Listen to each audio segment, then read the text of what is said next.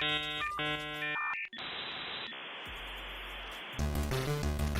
is connected to chat at 56k baud.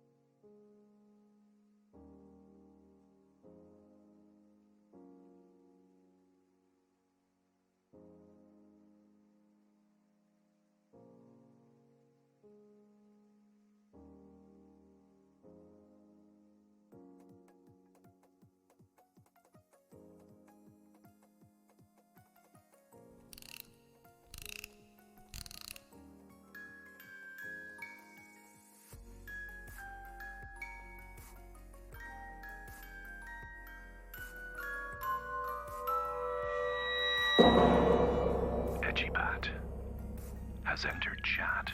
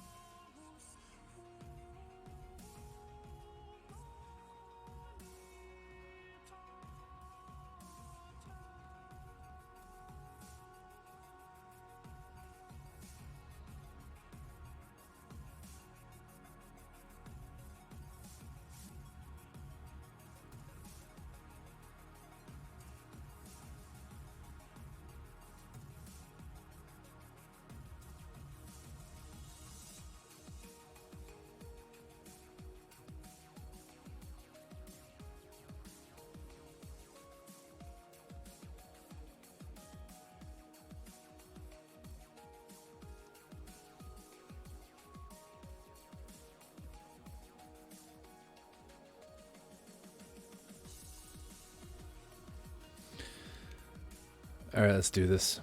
How is everyone? Can you hear me? All right, let's do this. How is everyone? No, I can hear me again. Can you hear me? Where's that coming from? All right, let's do this.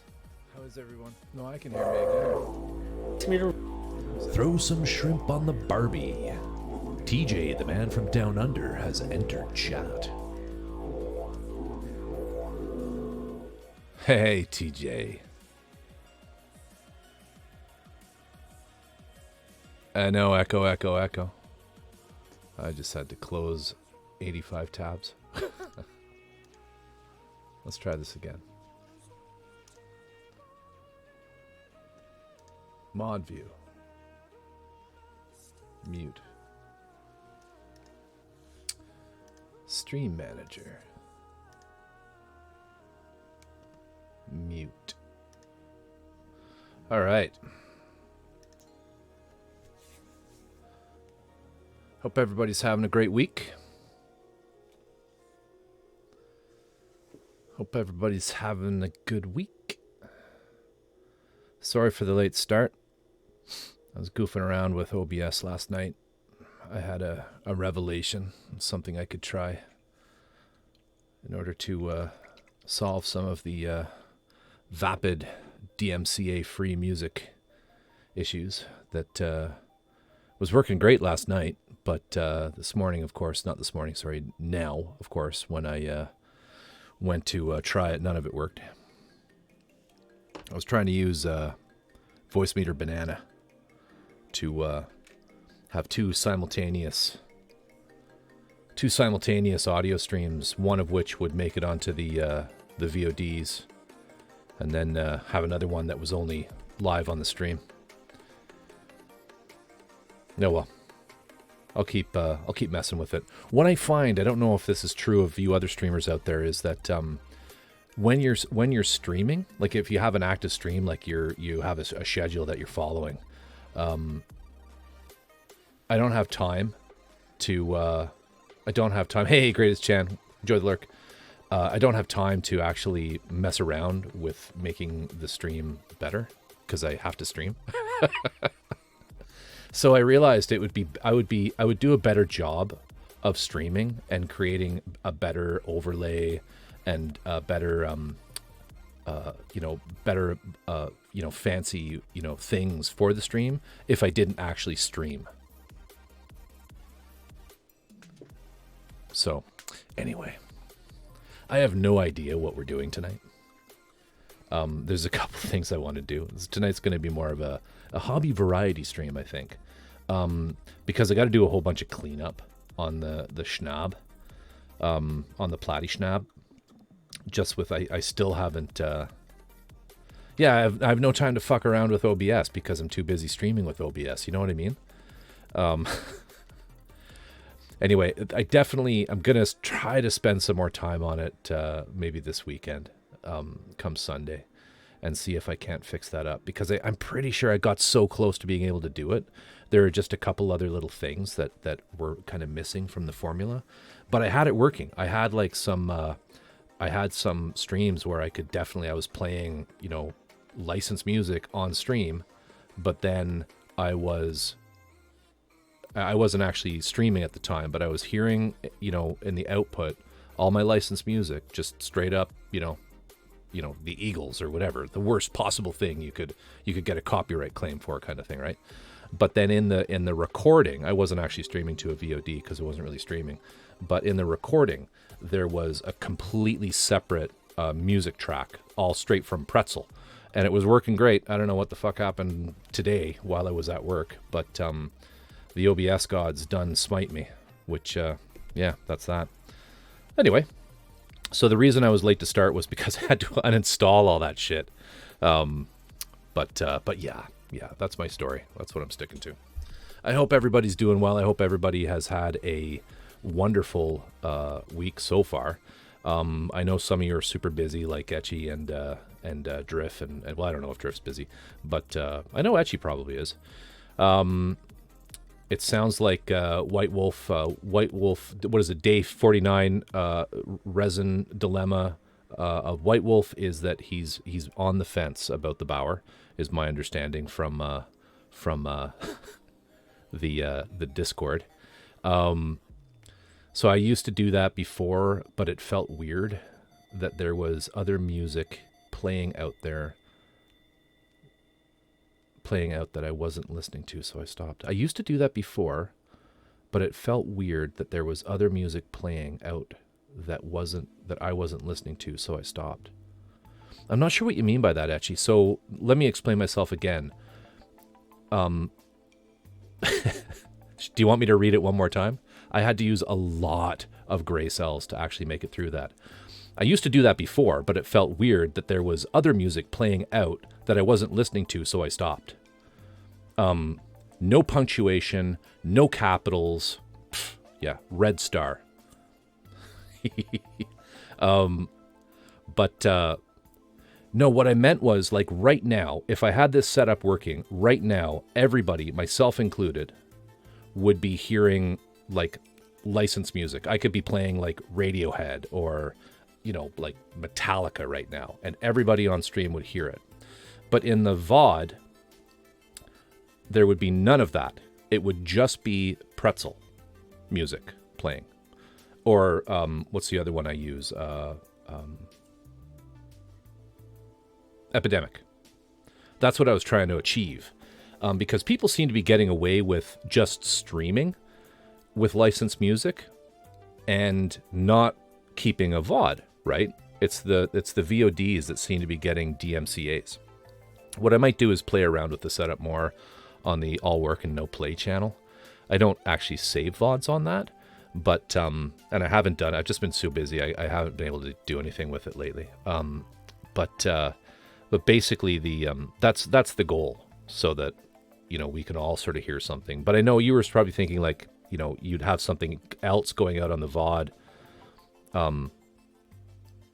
Yeah, that seems to be what it is. Yeah. So I'm certain I can do it. It just gets super tricky. I don't know if any of the Windows. Well, no, it's on Mac as well, but I don't know if anyone out there has tried to, like, really burrow down into Voicemeeter Banana and the audio cables. But it's like so close. It's so close for me to be able to do it. It's just super tricky, because there's a whole bunch of other audio events, like my alerts and things, that are all routed through the desktop audio, and it just gets complicated.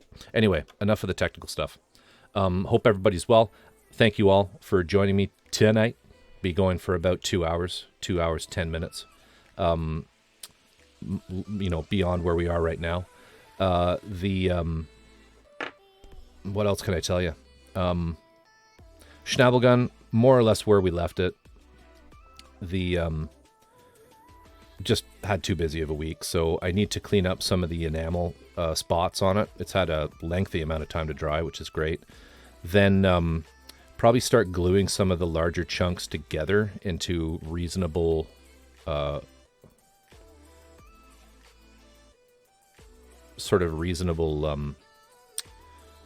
reasonable pieces that I can take apart to do the washes and things. The other thing I'd really like to try is what are those bits sitting off to the left? These? Oh, that's the other thing. I was messing around with my encoding settings to see if I could get the latency down. So I'm going to snap my fingers. And as soon as you guys hear me snap my fingers in the mic, I'd like you to just, like, type an F in chat. All right? But don't do it until you actually hear it, okay? Because I'm curious about this.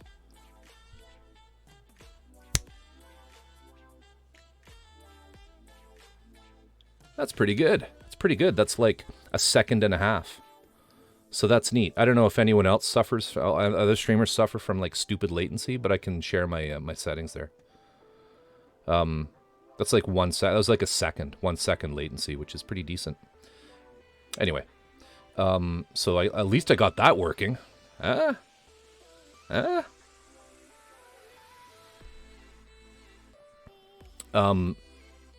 So before I get going on anything, like, TJ, what was that resin kit that you posted.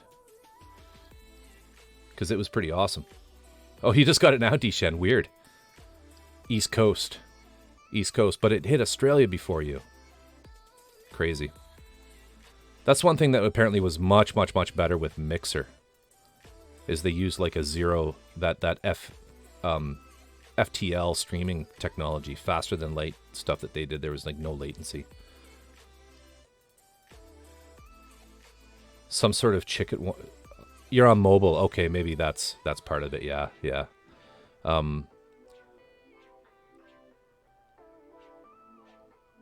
Mobile is terrible. Good to know. Good to know. It's like a 10 or 15 second delay. Oh my god. 2 to 3 seconds minimum. Right. Well, good to know. Good to know. I know some people really suffer from the lag.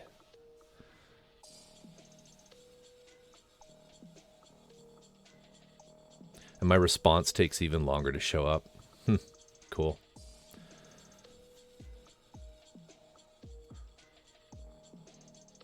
So TJ, what was that? I'm curious to know.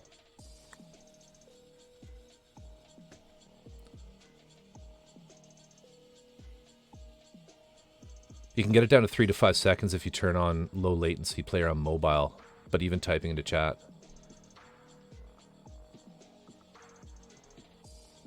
Yeah, that's what I was looking at too, Drift. It's like, you know, like, is it, do you think it's Macross?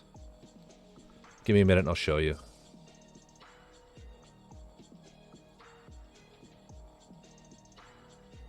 Nuh-uh, no, yeah. And then the other question I had for you, White Wolf, is if you're on the fence about the Bauer, like, do you want to see the kit again?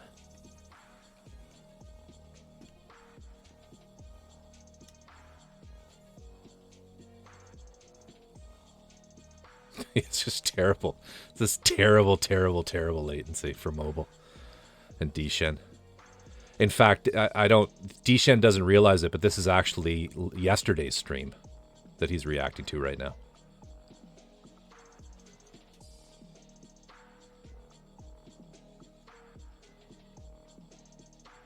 He asks for a phone number before you even commit to a kit. Yeah, I wouldn't read too much into that. He's Italian.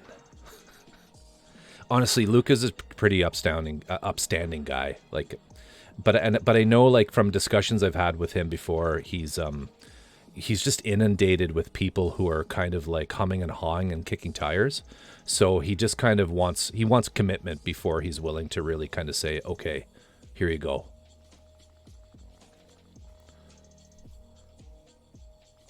Posted the pic. Let me have a look.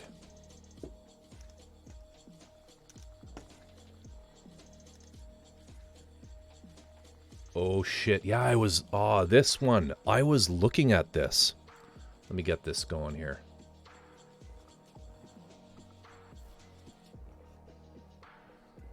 So, and actually, White Wolf, I meant to tell you this. If you go onto eBay, there are quite a few of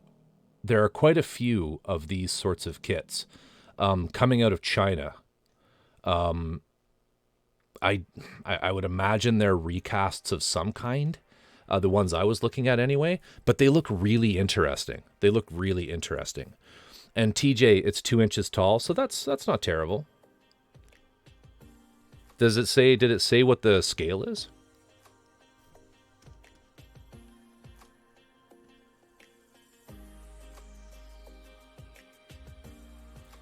Some kind of like rocket launcher. Yeah, so they're not huge, but it's a chicken walker tank thing. But I was looking for, just after we the last stream there, we were talking about or I can't remember if it was on Discord or whatnot, White Wolf, when we were talking about what if there are any other kits that you should be considering under $200. It looks like there's a bunch of pretty inexpensive ones that you can get out of China, and I don't know where these ones were originally from. Yeah. All I got was a crush box full of resin bits and no paperwork to help. You need to get used to not really having instructions. It's really common to just get either, you know, a picture of what it should look like finished or no instructions at all. It's not unless you're buying the really, really expensive stuff that you're going to see extensive instructions. Like even look at Luca's, right? Like let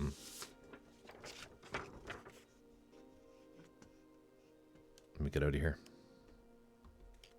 You know, like, you know, €250 and this is what you get, right? Now, I mean, I know this is better than nothing at all, but it's just super common for resin. Page 1. I just noticed that. Oh. Page 2. That's classic. I didn't notice that.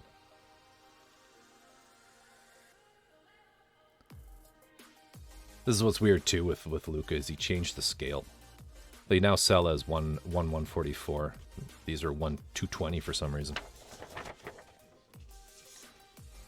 See?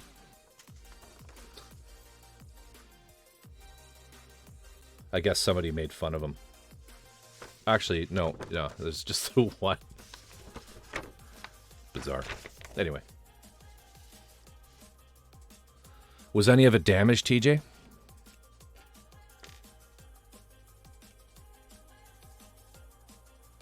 I can't remember if I showed people this, but this is the a part of the big 135 scale with a little bit of panel lining done.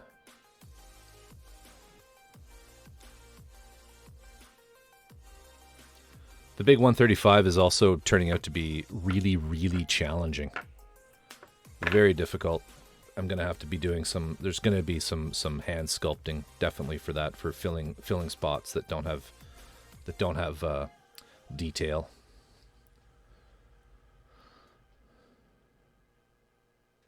Sure, I can grab it before I get going on anything else.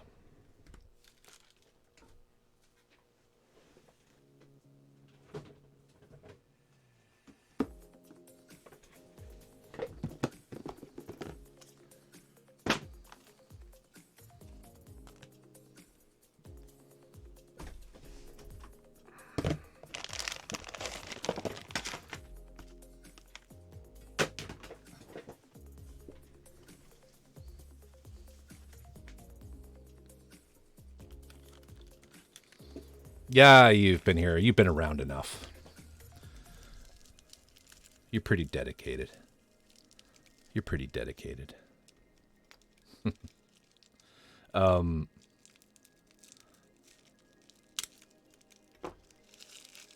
we'll do a little unboxing here. I've never seen these. So what's this? So we got this piece. Show off some of the details. We'll do a little Bauer unboxing.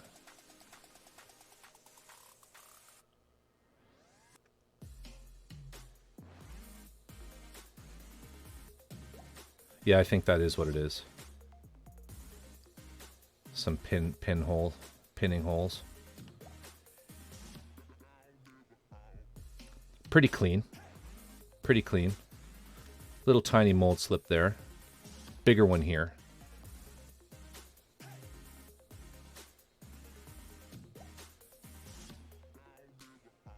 Some pour tab, like gating, I guess you'd call it there.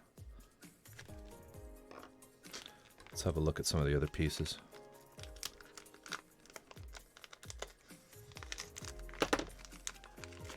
Didn't actually cut anything.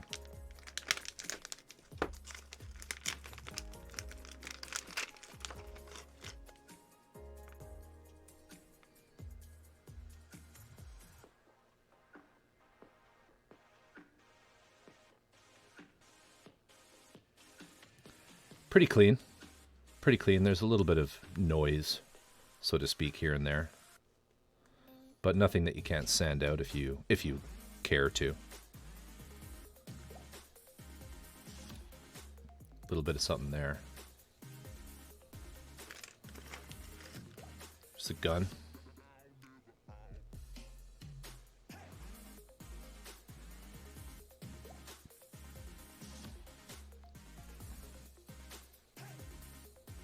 A few mold lines, nothing terrible. Looks like it's a little bent, but that's easily fixed.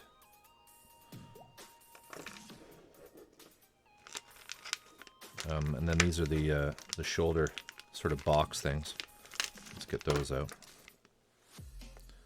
The missile launchers. So, quite an issue there.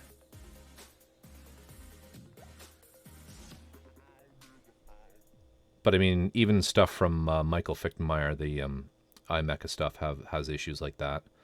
So that there is just a lot of sanding and work, which is annoying, but the other side's fine.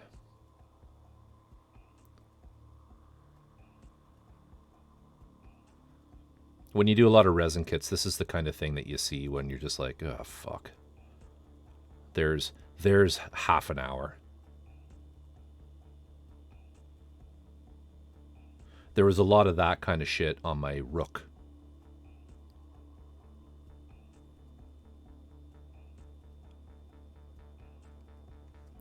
Hey, I am Rabid.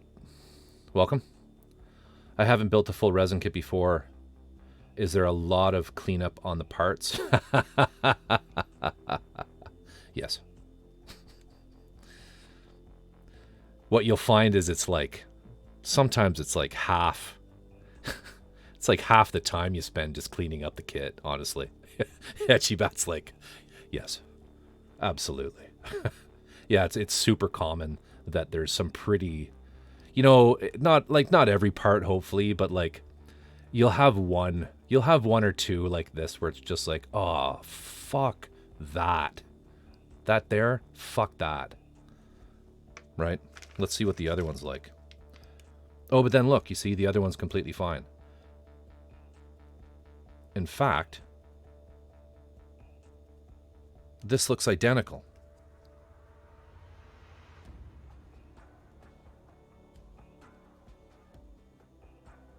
Weird. These are completely symmetrical.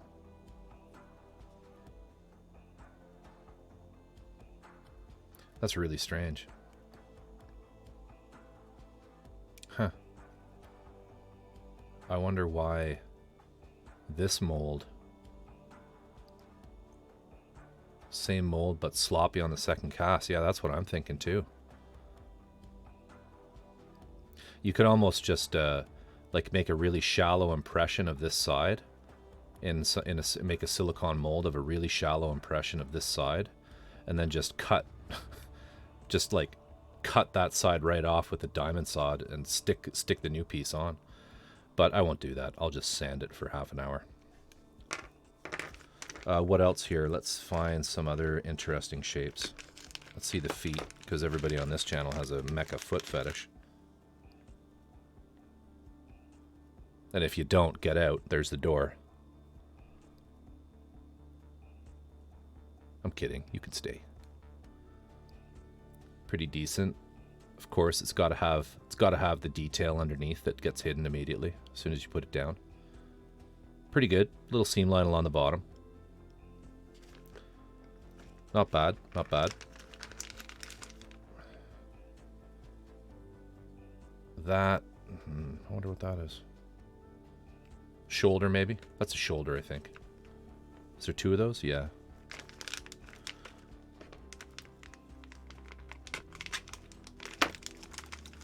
Now, interestingly, he's wrapped this.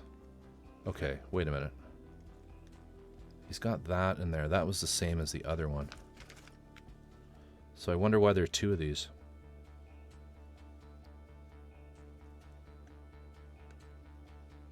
How peculiar. Oh. See, and this is one of the issues too with Lucas stuff. Look at all these bubbles. Bubble, bubble. Like look at how many bubbles are in there. All these little spots are bubbles that you'll need to fill. Bubble, bubble, bubble, bubble, bubble, bubble. Every corner has a bubble. It's like he doesn't cast at a high enough pressure. Anyway, also totally par for the course. It's just how it is. With how the screens... You actually did point to the door. Yeah, I said it's over there. No, shit, it's over there. There. Fail.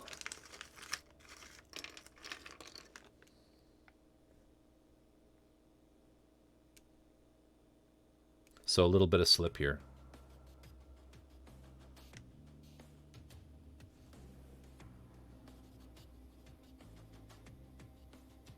You know, like with some of these kits, with these non, 5-star stories, grungier Luca kits, they're a lot of it is learning how to hide things with how you pose and how you paint. But clean them up as best you can. You can have a look at the instructions here before we put it away.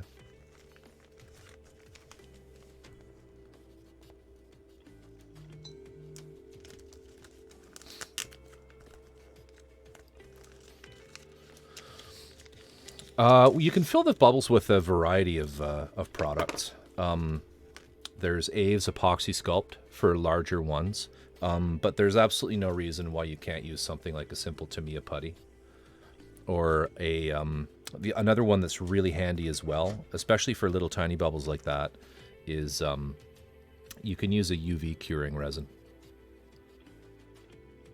I use, I don't know if I have it here. Yeah, I do. So for these really, really, really small bubbles, what I would do is I would sort of poke them bigger. So like, let's pick one, like this one here on top. I would take my X-Acto knife and I would just kind of get it larger so that I can get stuff into it easily. It doesn't seem obvious, but often what you'll find is if you see a little tiny bubble on the surface, it's just the tip. And so you need to get in there and cut it out so that there's the whole sort of void is visible. And then you can put the proper you have a better sort of hole for the resin to get into. Like there, if I cut that one out, you'll see it's much bigger now.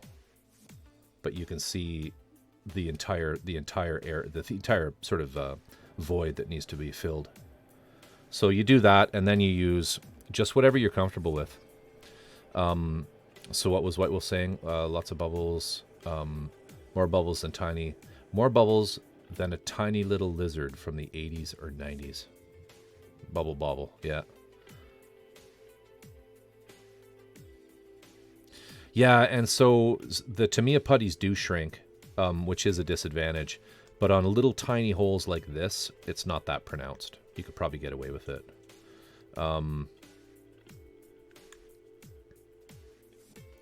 But for larger areas, I recommend something like a UV resin. And they come in, I use this product, it's called Bondic. And it's sold as a glue in Canada, where you get a little applicator, and this is a UV light. And so you can put a little dab in there, light it up, and then sand it afterwards, and it goes really quickly. Your other option is, like I said, Aves Epoxy Sculpt, or which is like Milliput, or the Tamiya 2-part epoxy, or the what's the other one? Simple Green. Simple Green? Tamiya paint smells terrible too. Yeah, the putty, I actually don't mind the smell of the putty. It smells like poison. Good poison. Yeah, that's true. Green stuff isn't really sandable. You're right. That's a good point. Need a light. I have a Fordham, though, White Wolf, so anything is sandable. Tamiya white putty works. Yeah, okay. Drift, is this about standard for his kits, or do they differ between runs and casters? I think he only uses one caster, as far as I understand. He has a relationship with... no audio on that. Weird. Hey, I am Rabbit. Thank you so much for the follow. Much appreciated. Big love. Thank you so much. I do appreciate that. It's probably good that there was no audio on that because my follow is like, it jars teeth. It's so loud. The sound on that.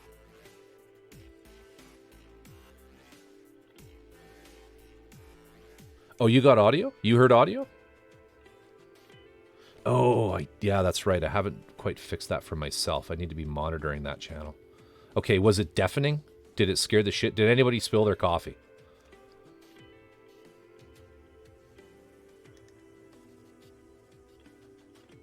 Okay, I'll turn it up then. Wasn't too bad? Oh, okay, good. So these are the instructions. Let me just change the exposure down there so you can see them. Good to know. Good to know. All right. So really rudimentary, really simple. Just put these parts in these spots. And this is all you get. Just a postcard. But this is, for a kit like this is more than enough.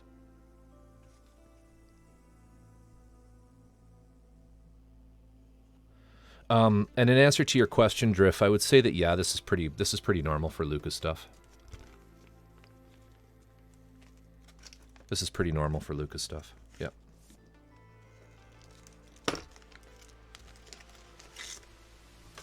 It's no Volks, you know? It's no Volks. So decal sheet. What I will say about the decals is they're not screened. Okay, so what that means is like if you were to cut this one out,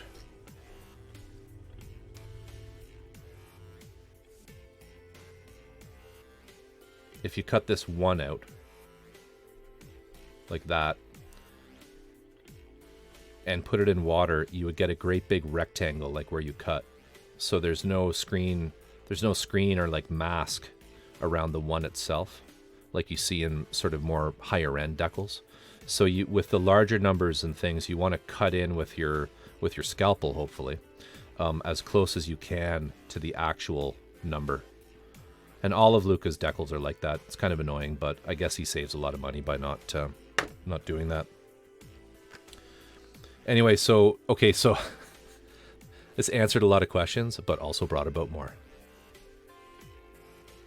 Yeah, so I mean, I think this thing painted up will look pretty cool. Pretty cool. There are not a lot of pour tabs. It's not like there are huge pour tabs on all the pieces, which is kind of nice because they can be a bit of a bitch. But yeah, there you go. That's the Bauer.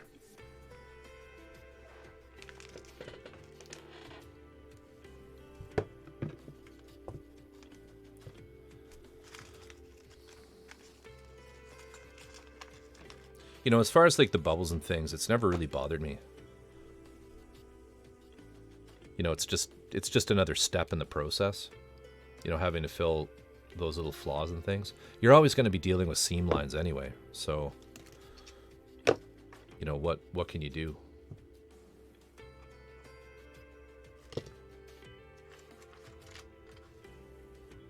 Absolutely.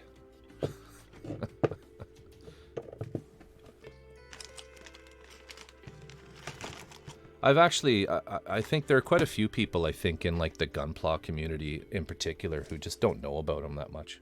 You know, the people who have been in it for a long time do know about him because he does a lot of stuff with Gunpla, right? He scratch built a Sazabi, right? Like, you know, I mean, a lot of people know about him, but there are quite a few who kind of look at it and say, "What the hell is that?"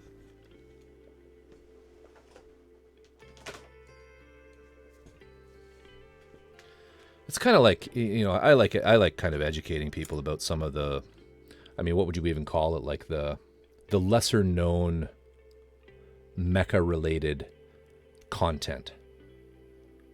Absolutely, TJ. As long as they're not nudies. No nudie pics. But everything else is fine. Let's have a look here. But yeah, so that's why I like introducing people to stuff like Lucas Wares and you know, in 5-star stories. There's so many people who do Gunpla that don't know anything about 5-star stories, which is sad. Got to branch out, man. Keep the furry links on Discord.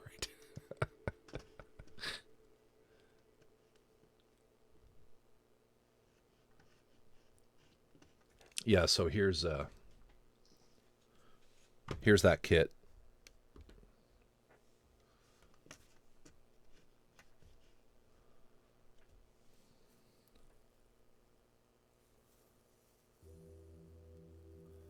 Which is just bizarre. They've never heard of Macross. I mean, come on. There's more to life than Gunpla. There's more to Mecha than Gunpla. What's Macross? Oh my god. TJ. I am disappointed. No, that's fine. That's fine.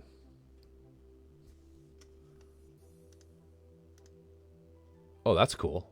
So TJ, can you do it in 2 poses? Wait, how does it come with does it come with the 2 models? Cuz that's pretty sick.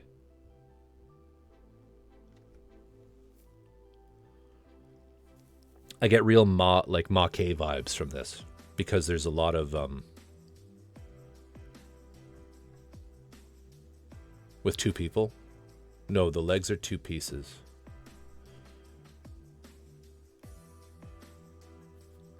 I get a lot of Ma-K vibes from this because there are a lot of Ma-K kits that have sort of a figure of a person with them as well.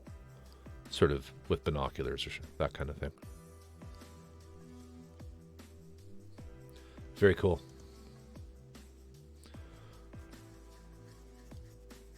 It doesn't have 2 tanks. That's a lie. Contains 2 tanks.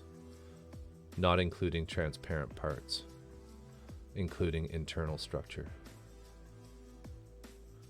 So then you wonder if it's... Do they mean that it doesn't include the internal structure, or does it come with the internal structure? Still, for only $36, right? Like, that's really cheap. But you said it's only 2 inches tall. So what would you say it's like 172 scale? Like tabletop gaming scale?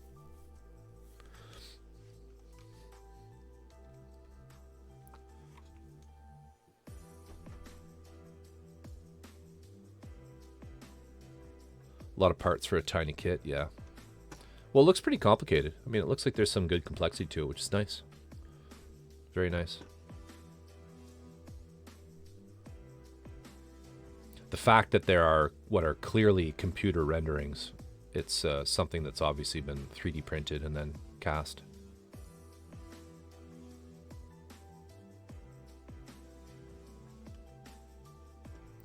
But I've seen a bunch of these. Like, I could probably find some other ones.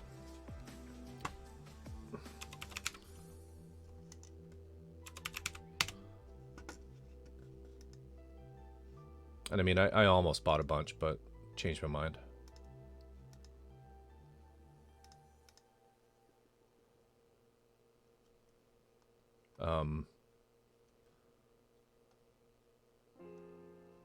Let's see here.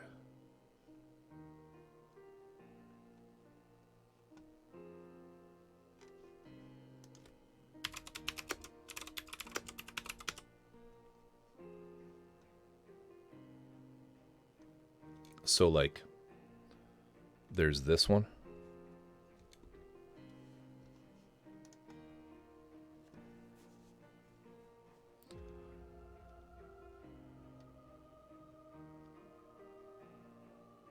Now, it says it's 135 scale, but I don't know.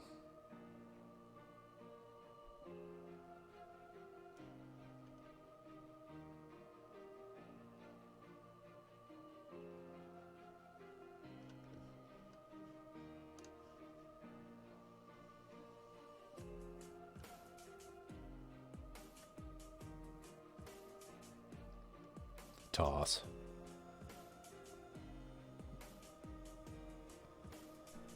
That's pretty cool. No, it isn't. Toss.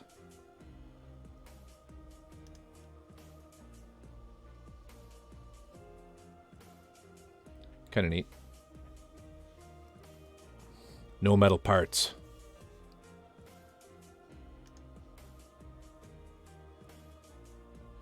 So anyway, have a look on eBay for some cheapies. But I'm sure the experience for us here in Canada will be the same as TJ, where you'll literally just get a bag of loose resin parts.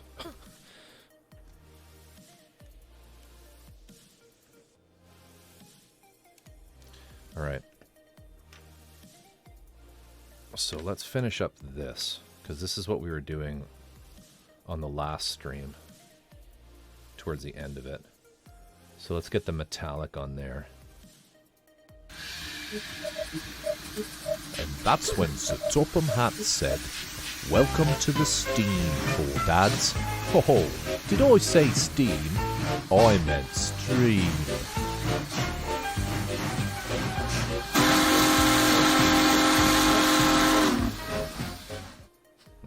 Four dads.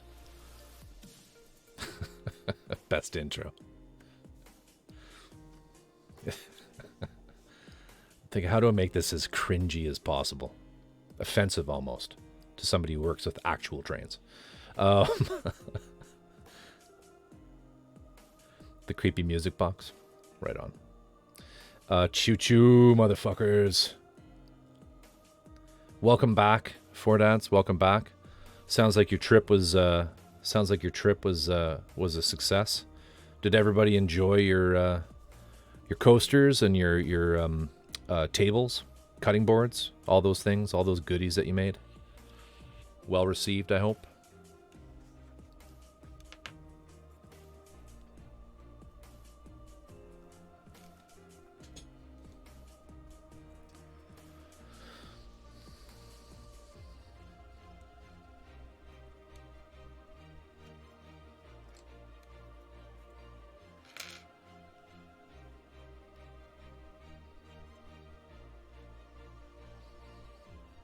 Surprises all around. Fantastic. Fantastic.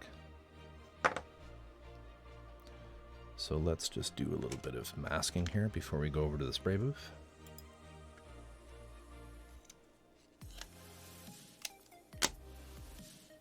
When are you going to be streaming next, Four Dads?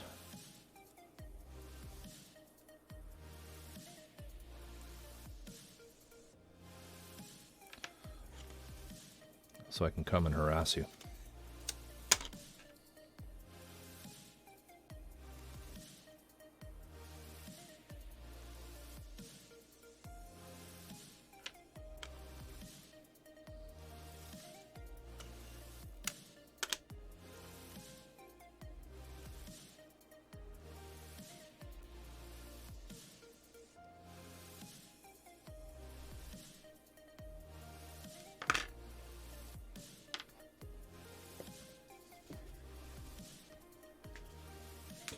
Not sure if I want to be streaming, putting all the windows in this deck.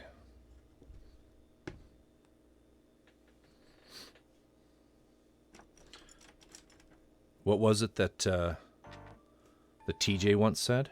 That not to underestimate the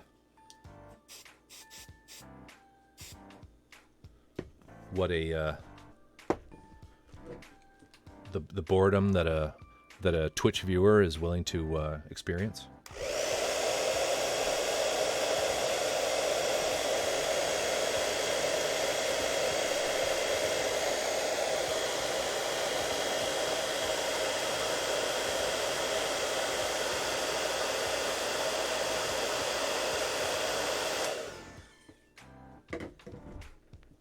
What I will say, White Wolf, is that Luca loves it when people mod his stuff. If you do get some, be sure to tag him on like everything.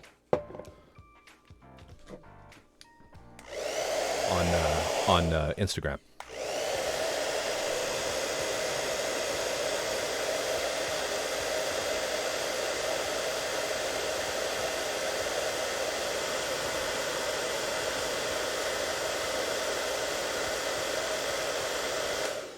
All right, just a bit of that.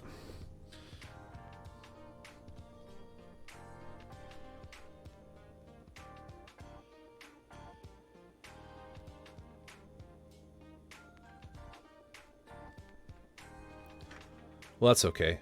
Send me the pictures and I'll post it. I'll take full credit, though.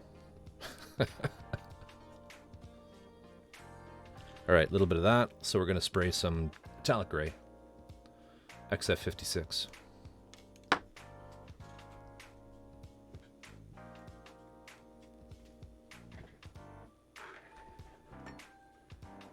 Like, are you listening to this? Are you hearing this music? Wouldn't it have been so much better if we could listen to, like, real proper music?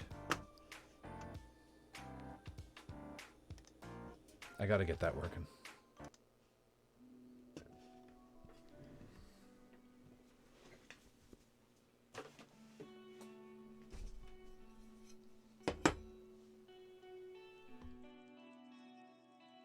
Yep.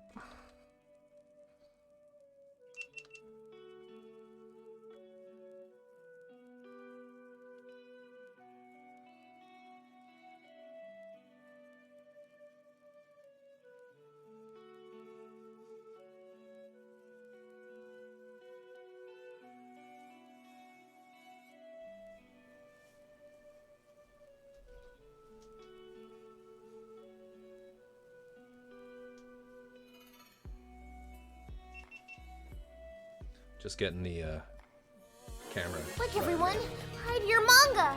Dreamcatcher Sky just entered Corvus's chat. Welcome to the stream, Dreamcatcher Senpai.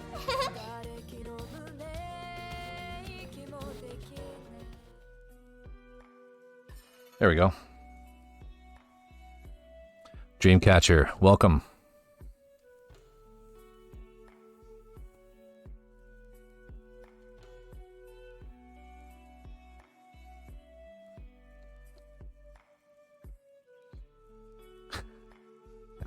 Pretty much.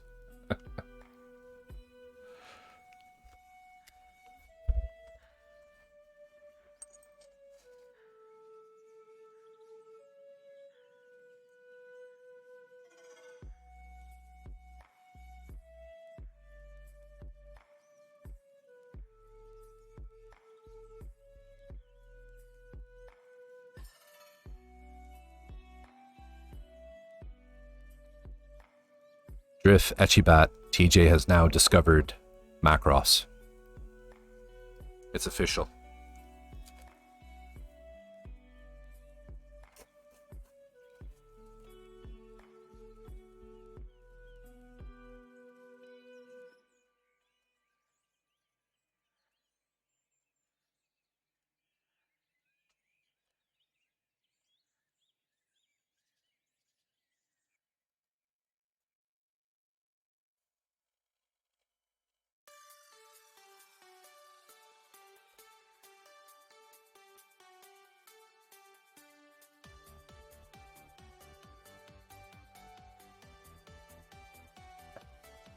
You're welcome, TJ. You're welcome. Yet another thing to spend your money on.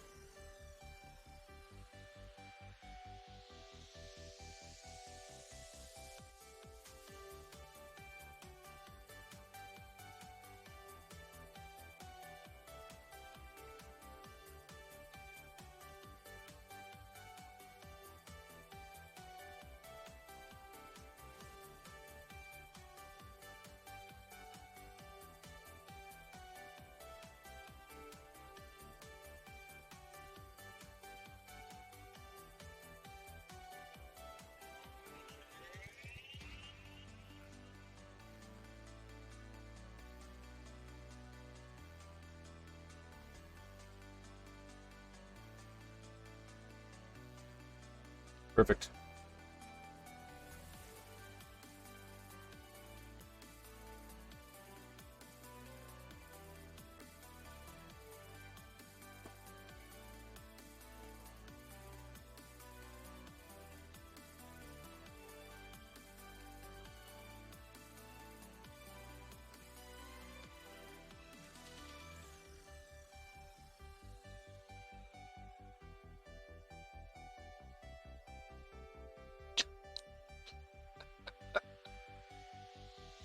I feel this is where the old modular synth philosophy comes about. No, not the never enough VCAs. The other one. Figure out how many cables you need, so the display room in this case, and double that number. Very true. Very true.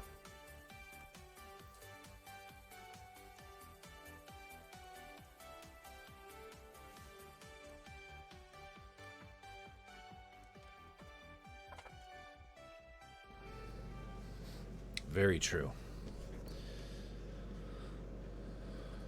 Yep, get another house. Like, not a bigger house. Get another house. Get a second house.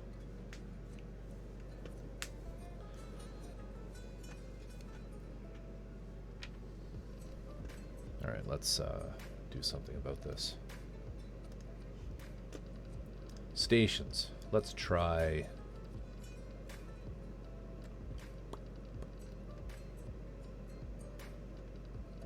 this one.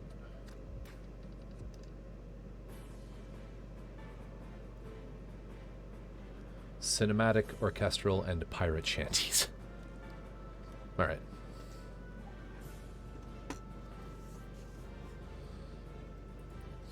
Knock down one of the stables and build a 2-story museum structure, maybe. Do you have horses? Do you require a stable?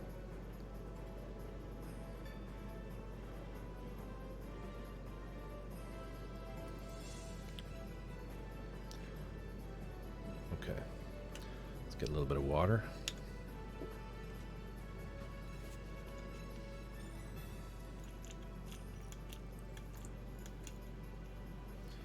Well, like, let me ask a question. So, to chat, what do you do for your displays? Are you a dedicated room type person? Are you a strewn throughout the house type person? Are you, you know, like, what's your preferred method?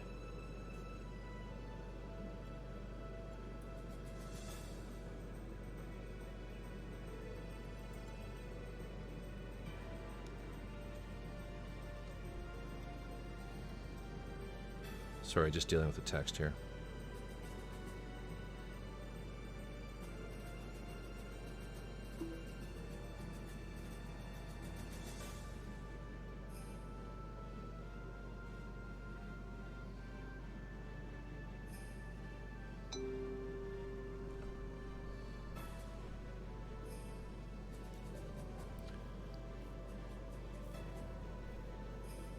A lot of my stuff is going to be at the office day job once we have the new building built out. Nice.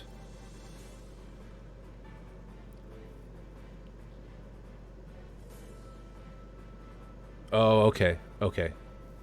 Right, I forgot that you were renting. Right now, trying to purchase. Etchy bat boxes, shelf storage closets, vessels, drawers. Yeah, so that's pretty much everywhere.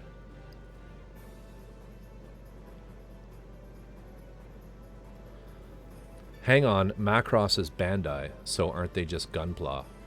No, common misconception. The IP of Gundam is actually owned by Sunrise Entertainment, not Bandai. Bandai is a licensee.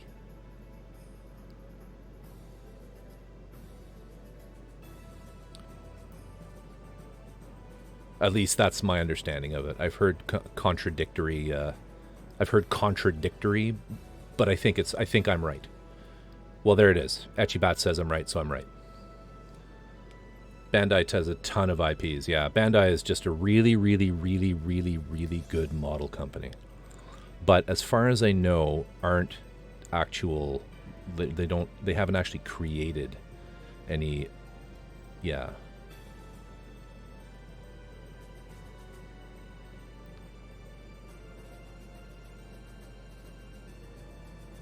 Yeah. I know nothing about Sailor Moon, so what she said. Full cabinets, yeah, hutch, glass. I have like we have like a spare bedroom that has a bunch of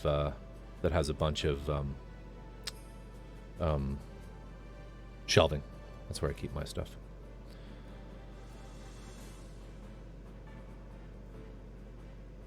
Yeah, literally everything says copyright Sunrise. A lot of people don't realize it. They think that Gundam is Bandai, and it's just not. It's not what it is. Yeah, good point there, Drift. Like, yeah, you're right. Did you watch Robotech as a kid? Because Robotech, and correct me if I'm wrong, is just the anglicized version of Macross, isn't it? I loved all that stuff. I watched so many of those things.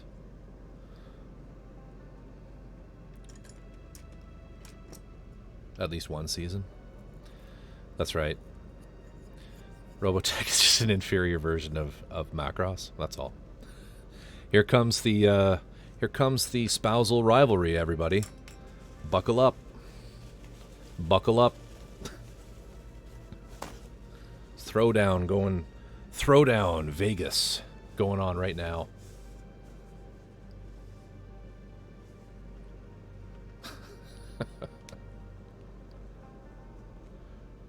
Drift, come at me, bruh.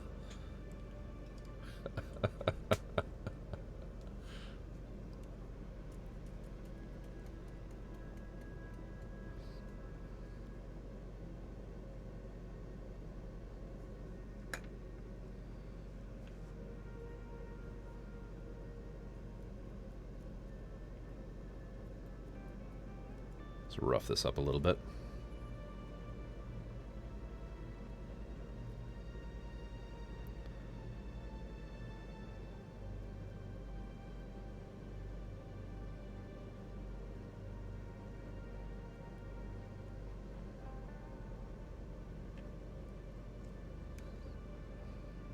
Probably good enough. Let that dry out. This one has had some washes and some, I think even some pigment attached or put on it. Going back to the Bauer for a moment, would you happen to recall how much shipping was for one?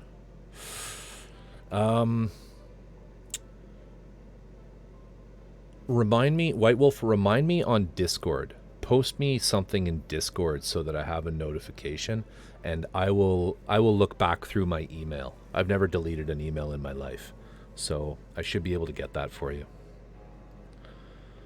It will be from quite some time ago, though. But yeah, I could probably give you a ballpark. Harmony Gold licensed 3 different unrelated shows, kind of rewrote them all to make the stories fit, edited and dubbed them to become 3 seasons of Robotech. Interesting. I know I've watched Macross, and I know I've seen some, thank you, I know I've seen some of the,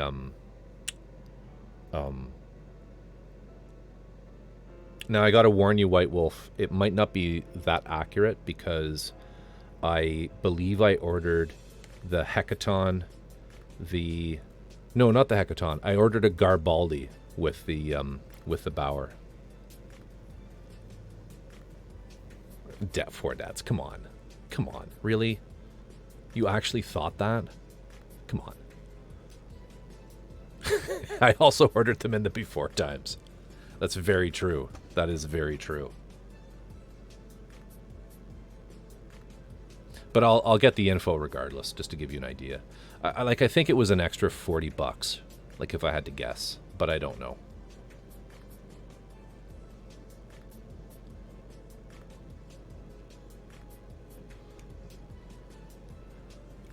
Four dads. Thought I'd be done. Come on.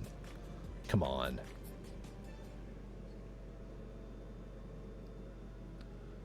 I mean, this is like that Key and Peele sketch of the continental breakfast, right? Like, we've always been here. We've always been building the Schnabelgun. We're all in the picture on the wall over there from the 1920s.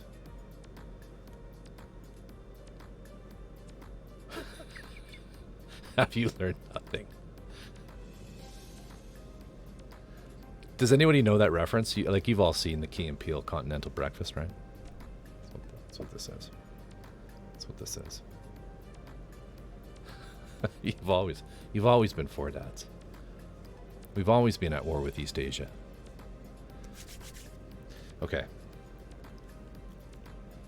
So 1 hour streaming. We have weathered the top half of a single part. Classic.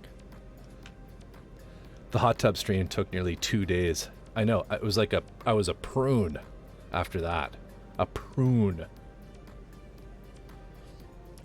Keep him honest, Etchy.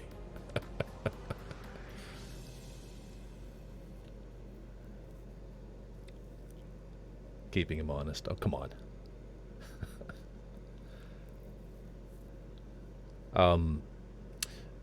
Honestly, I thought I was going to be done, but my week just got really busy. Like, when I say we're going to finish this week, I kind of think like, okay, if I'm able to get all of the panel lining done tomorrow and then hit everything with another coat of gloss if I need to, then we should be able to do the oil paint rendering, on Wednesday and finish up on the weekend. But what happened this week was I just had no time after hours to really plug away at it. What little time I had, I didn't really want to get stuck in on this, and I decided to mess about more with filling parts and sculpting parts for the big 135 beast. So yeah, that's where things are at.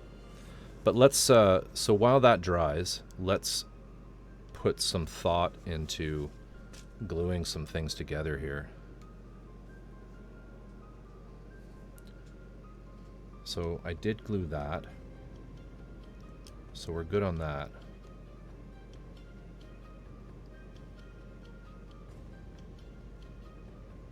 Now I have this key light here. This was the big upgrade to the stream while you were away, is I actually have a front-facing light now. You can see what I'm working on.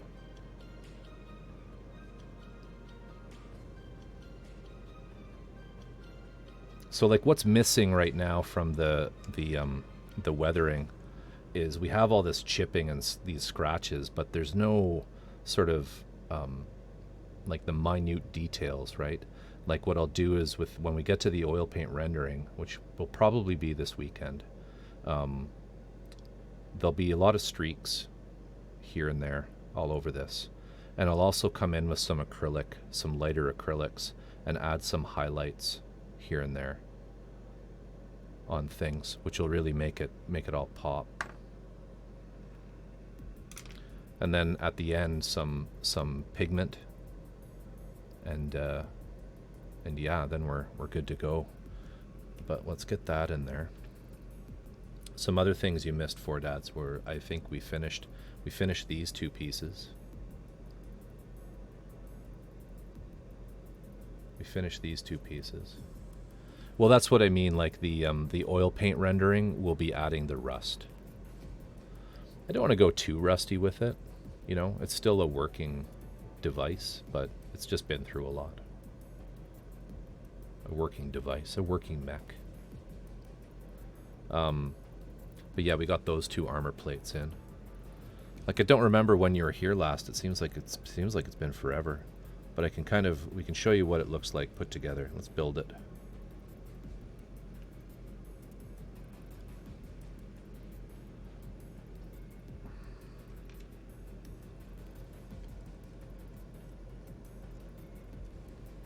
There was also some discussion of adding a like samurai flag to it, and it's been a long day. I can't for the life of me remember the name of what a samurai flag is. Something.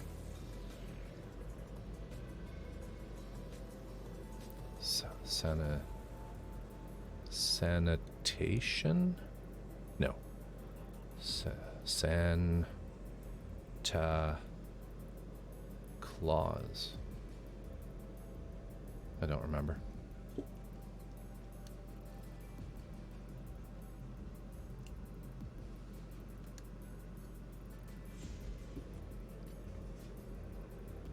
Oh, and Drift, you asked way back, and I kind of just glossed over it, but this is Santori? Jesus. Santoriu. It doesn't sound right. Is that right? Echibat, you remember. Sashimono. That's the one. Sashimono. Thank you, TJ. There was some discussion of adding a Sashimono to it. Yeah.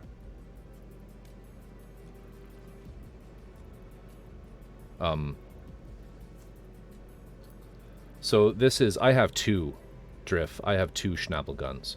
And this is the foot from the other one, which I just pulled out of the kit in order to, because when we do the diorama, I'm going to use this to just sort of press into the clay to get that footprint that I want. A couple of these footprints. And then they're going to be filled with resin. So that's why I got this out.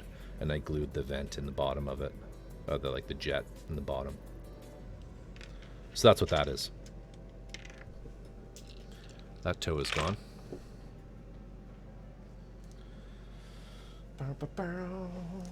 Part on the floor.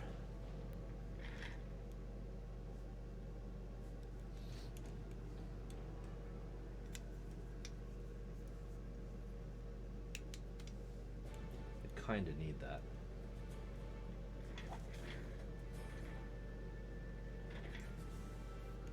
Oh well, we'll find it later. We'll find it later. Alright, so then we got this.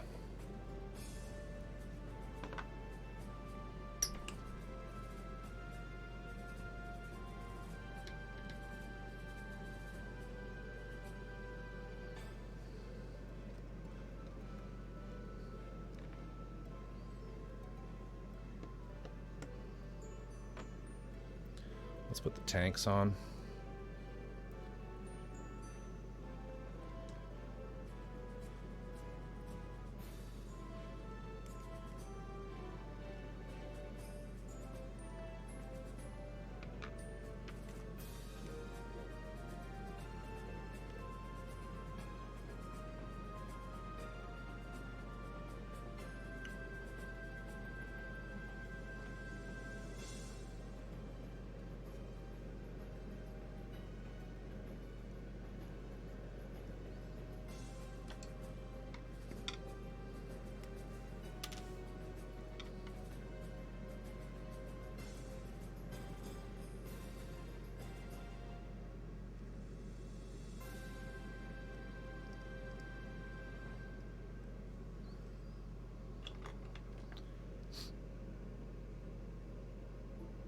Thanks for dropping by, Four Dads.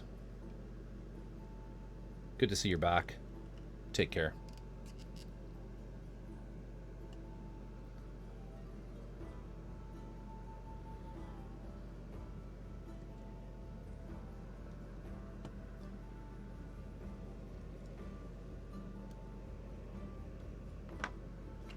If you got another few minutes, you can see what this thing looks like put together.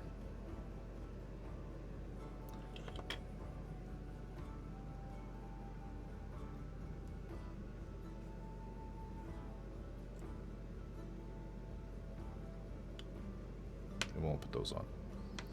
Where's the head?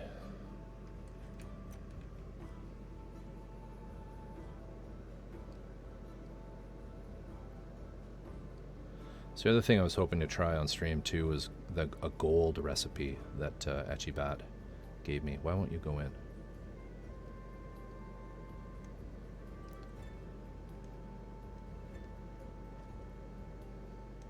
Okay, you're being a pain. There's the head there.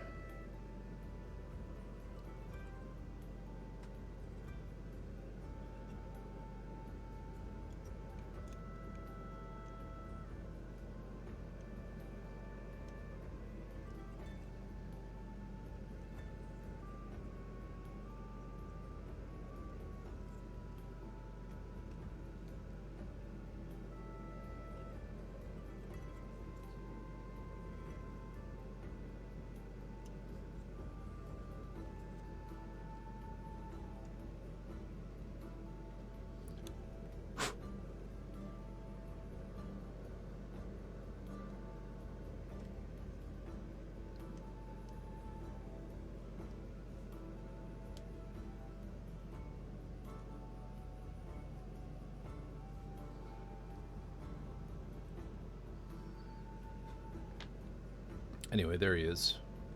Pretty much. A little shinier than he should be, but we should be able to get this on too, actually.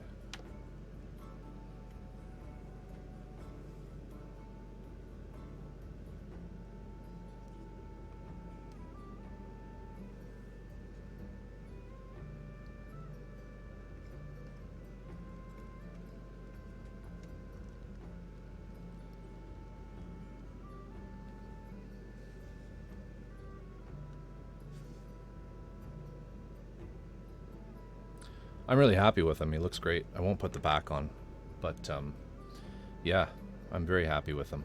A couple little things to fix, but my week slowed down, so I should be able to make some pretty good progress on him over the next few nights, and then maybe get somewhere with it, get somewhere a lot further with it by the weekend. It would be nice to get going on the base.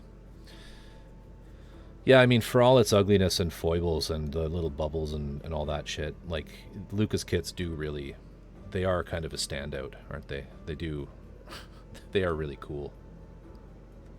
I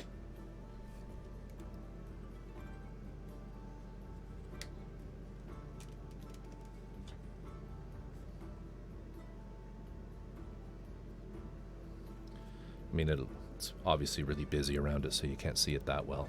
But it's just awesome. Thanks, Dreamcatcher. Thanks, everybody. I do appreciate it. I try my best. It's so unique, yeah. Yeah, it really is a bit of a different one. I'm not sure why that won't go in, though. There.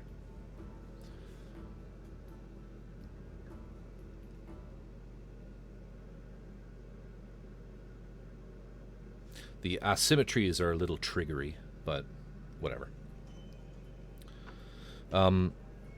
Okay, so now what I want to do is I just want to try and paint some gold the way that I was told to paint gold. And I don't think I have any yellow clear. So you used yellow clear, red clear, and blue. I think you said Etchibat. Because what I'm trying to do is Etchibat keeps teasing me with her diabolical ability to paint gold spoons. And I have 2 resin kits that I pre-ordered from GKM, like, I think mid last year, like before I even streamed. So they're recasts, they're not originals, but they are the 2 KOGs, the 2 Knights of Gold from 5 Star Stories. One of them is the 1/100 regular.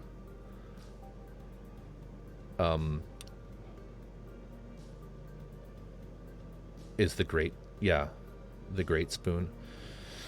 One of them is the 1/100 regular Knight of Gold, and then the other one that is only just basically come out of production that's just been shipped to me is the big 1/160 scale. 1/60 scale. Patrisk, I think it's pronounced. So I have 2 of these on the way, and if you're familiar with 5 Star Stories, these 2 mech are completely gold. They're made out of solid gold in the storyline. And so I've been trying to find a gold that has a bit of a sheen to it, like this one here. I really like this one. Like, that's very, very close to what I want. And I am actually a little tiny bit, full disclosure, if you see me doing anything ridiculous, I am very, very slightly red-green colorblind. It's very slight. So sometimes when I'm looking at things with very light hints of green, or red, I don't pick them up. So, but to me, and that's really all that matters with my mech, I don't see any, I just see a nice, deep, rich gold color on that far leftmost spoon. So hopefully I'm not like completely off in that.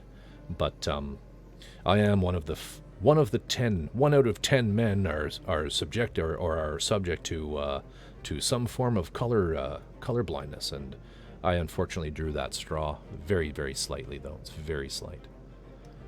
Like, I actually see reds and greens just fine. It's just that very subtle differences between shades, light shades of both. I don't get. So like a really light dusty rose, a really, really light pink is kind of closer to a gray for me, or a green even.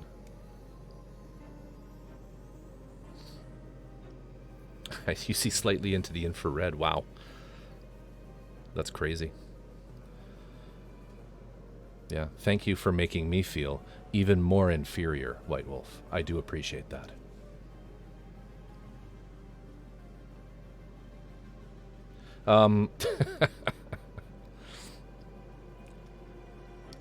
So yeah, that's the gold that I'm looking for.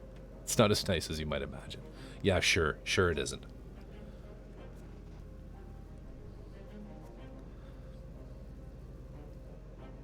White Wolf. So unpredictable artist, possibly a bear.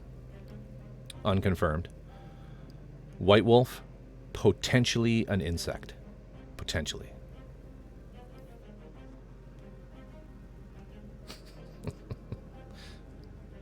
What was the name of the character from Men in Black? Oh shit, the guy who played Kingpin in Daredevil did so perfectly, where he was just wearing the guy's, was it Carl? Is it Carl?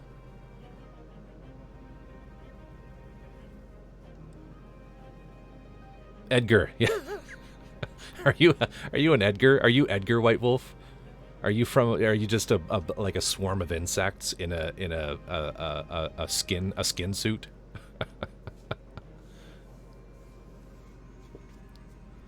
Predator vision, that's right. That's right. Anyway, so this is sprayed on chrome.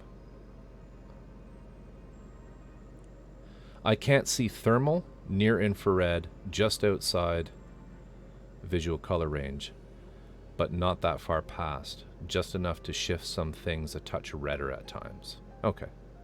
Neat. That's pretty cool. Is there a name for that condition? Like a Latin-y sounding fancy ass name? No idea, I never asked. Huh. Very cool. Very cool. We're going to go with Terminator Vision. Scientific name. Visionore dostest terminatiri.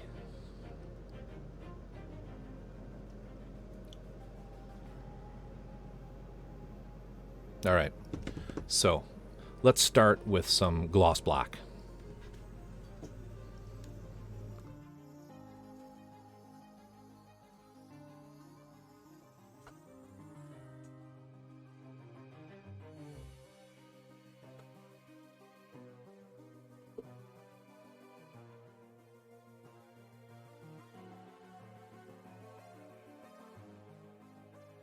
Let's actually start with the spoon first.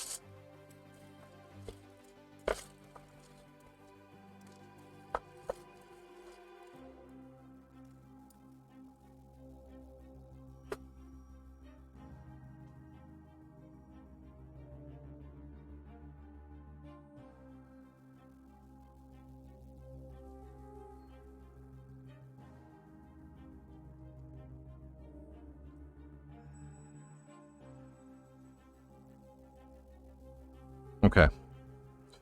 So.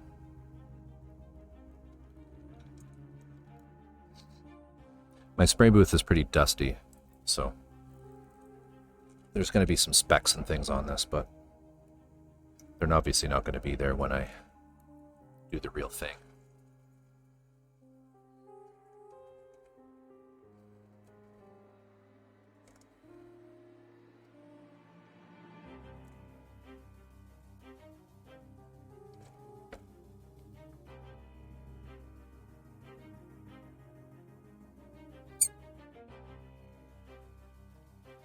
Give this a good clean with lacquer thinner.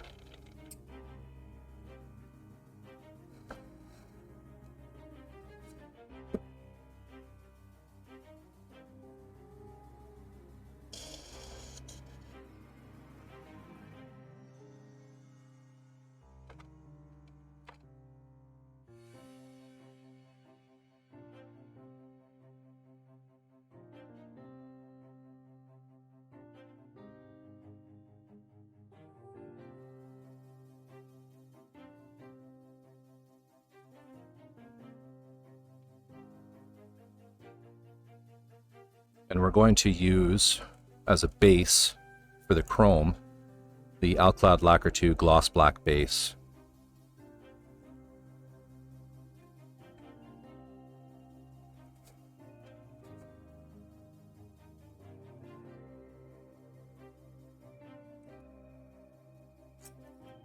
Which is, you're so down for this content. I love experiments. Awesome. Which I don't, if you ever need like a really easy gloss black, this stuff is amazing. I don't know if you guys remember it from the Machine Messiah, but if you ever need to do like a figure with a vinyl, like black vinyl catsuit type thing, this is your stuff. So we'll just start with a little bit of a base. Gonna have to try to remember how to spray this stuff because it's, whoops, because it's very, it kind of is a bit process specific. Catwoman black, yeah, and it goes on really, really, really shiny. Another little trick, if you do have a bit of a dusty environment, is one of these type atomizers with water in it, just like some distilled water. And so if you have a spray booth, or if your room that you're working in is a little dusty, an old trick with airbrushing is you can take like a duster like this and just kind of spray some water, some moisture, and that'll take any dust out of the air for a little bit of time. And then you can just kind of go at it.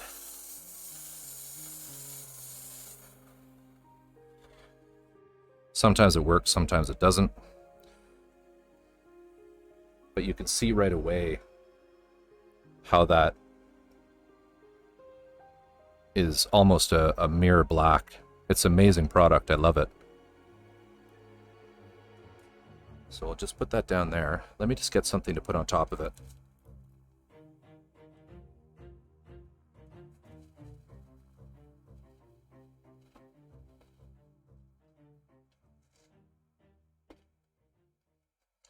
So another thing is when you're spraying really glossy stuff that rely on that glossiness, get something to cover it with, you know? So you spray it, put the thing down, and cover it up so dust doesn't land in it while it's drying.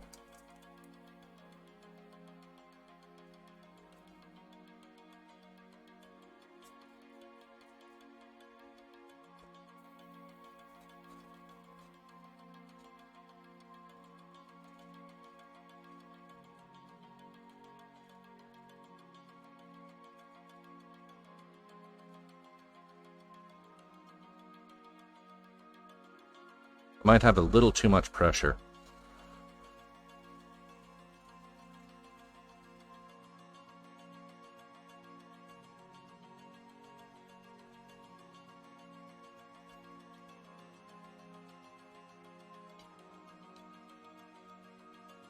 Let's try turning the pressure down a little bit. What am I at here? I'm just over 20, so let's drop it down. See if we get a little less texture.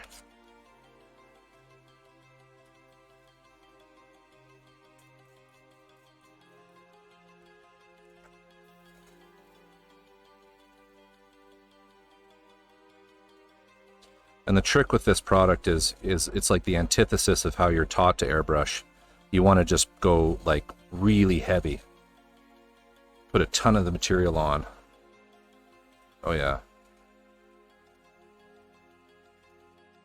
Really thick and wet.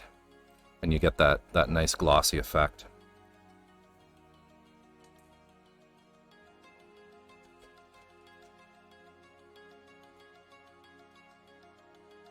We might as well do one more. I think I have the paint for it. Well, maybe not. No, I don't think I do. So 3 it is.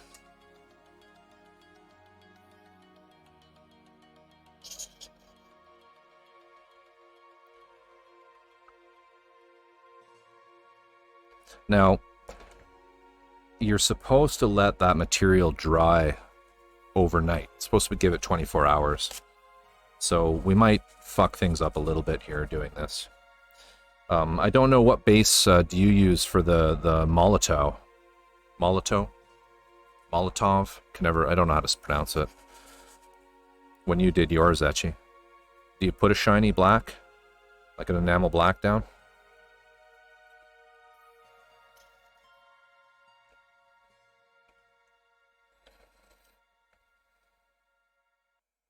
You used Tamiya? And was it like glossy like what I just did? Like, was it that glossy?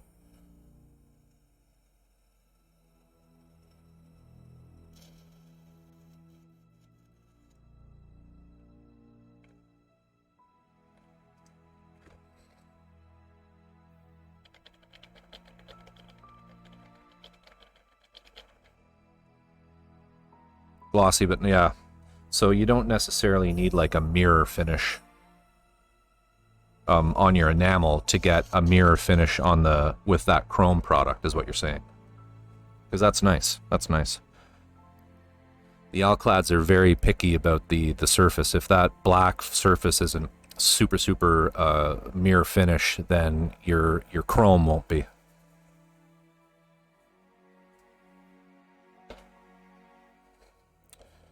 All right. I haven't tested it with matte black, but yeah, I don't think you need the glossiest of gloss. So that's something definitely that's good about the Molotov over the Alclad products.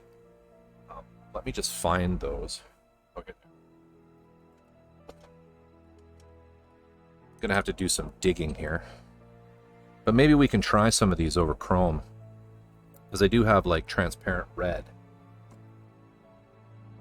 Candy lemon, so that might be an interesting one.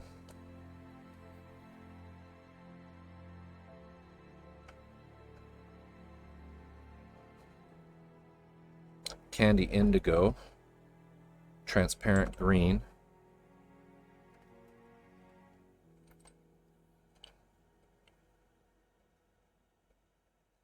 emerald green, cobalt blue,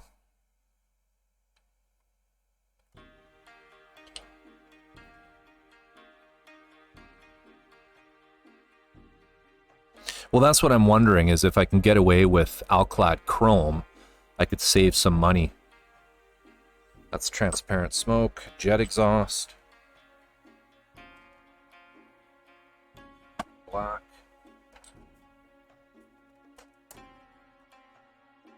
more black. This is the gold, the Alclad gold.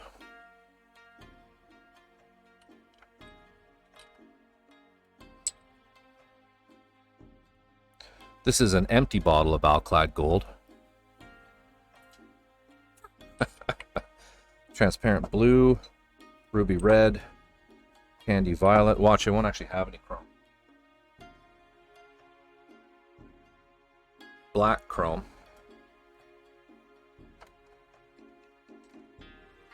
It's always right at the back. Okay, bright silver candy base. So we're going to try that. Golden yellow, so that's another yellow that I have. Electric blue.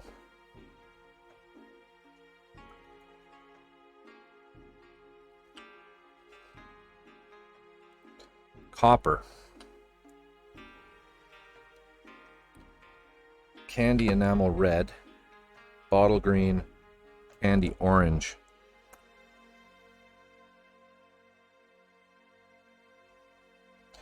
Last bottle, chrome. All right, so let's get rid of some of these.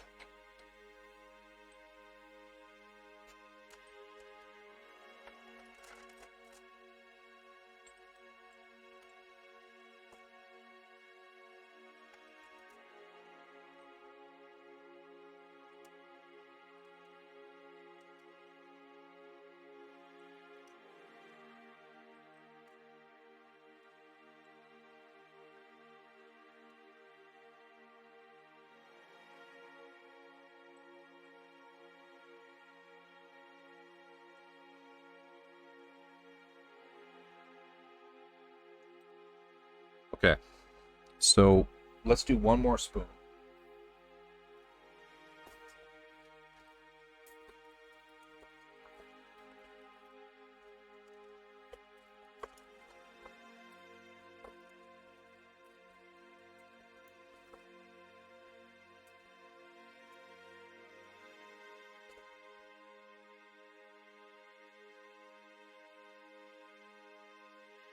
That's the pearl for the LED night.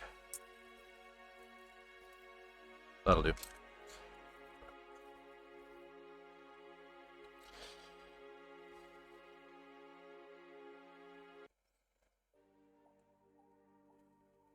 Yeah, I really like how the pearl worked. I think it's going to be really nice.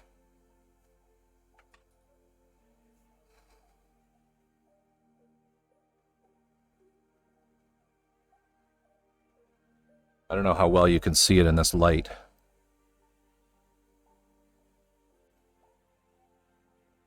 But that's perfect. That's exactly what I want for that great big thing.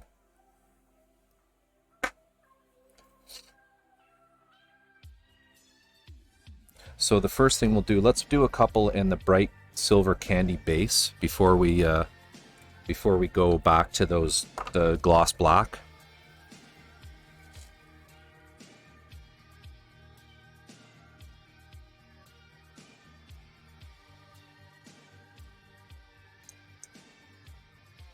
The only problem with experiments with Alclad is they're expensive experiments.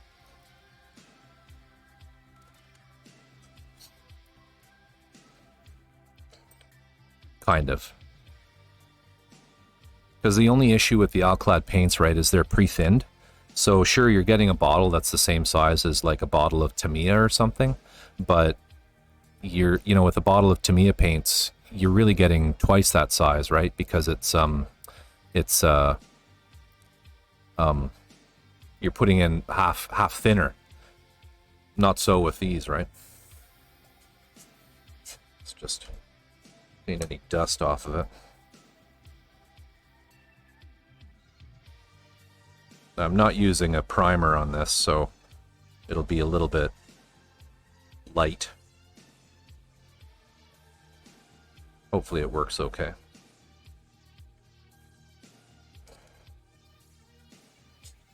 Blow any dust off.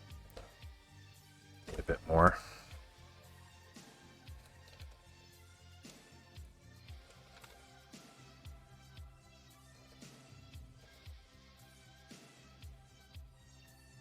What's weird about this stuff is it doesn't leave any residue in the pipettes. They're like clean. Super strange.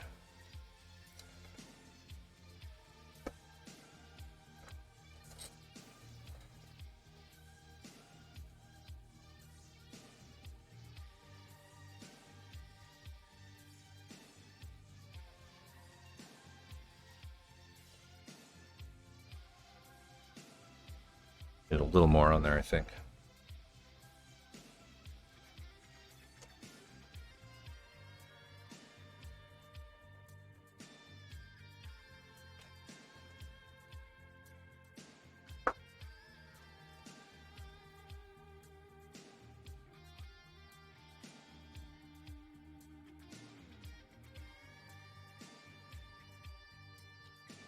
So this silver is like the base that you're supposed to use for the candy apple colors of theirs. But it comes out to be a nice silver, so figured we'll try it as well.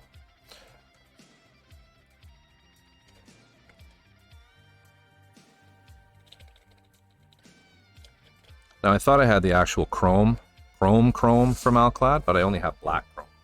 So this might be a kind of a dud of an experiment. So, but we'll see.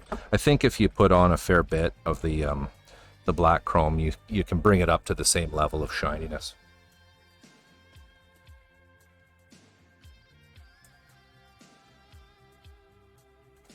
So we'll just kind of force it to dry a bit, the black enamel.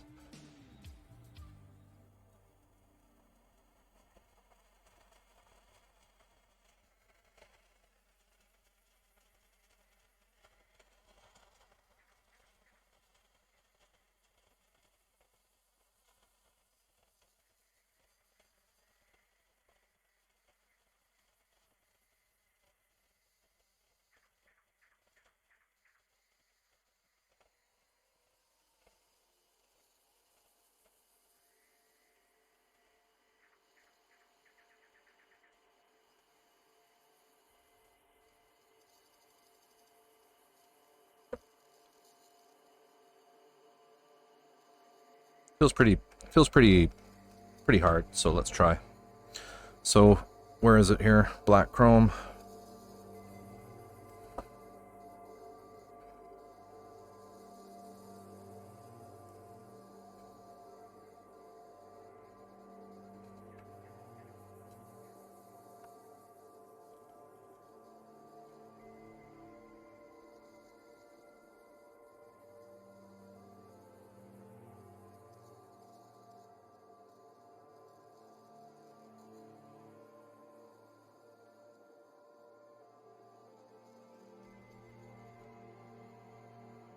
So the key with black chrome, with any of the alclad chromes, is really low pressure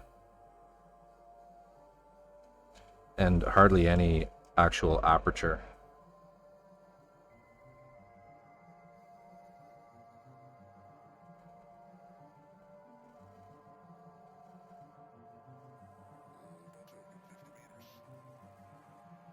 Let's try it. Just give it some air, make sure there's no dust. We'll try just one pass. You sometimes get this weird effect. Yeah, it's kind of happening there. I think that's because it hasn't been completely cured. Well, let's just keep going and see what happens.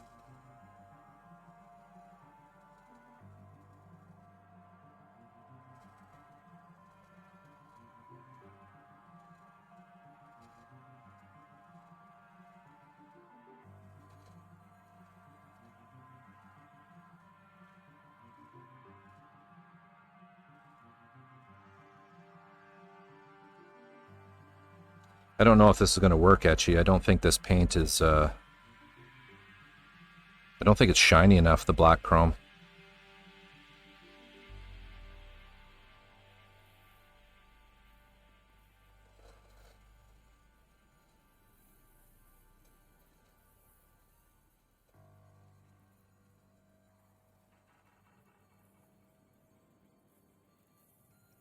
Yeah, because it's black chrome, right? Like, it's not so much dull. Like, I can see the reflection of the LED lights. Really, they're really sharp, like a proper mirror finish, but it's too black. I'll just keep going, see if I can't get it brighter.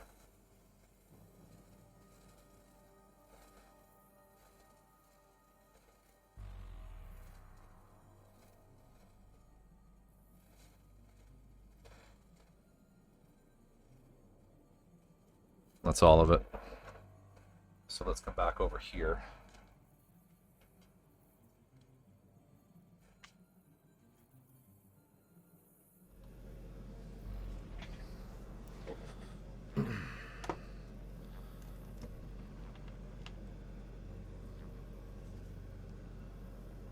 Where am I?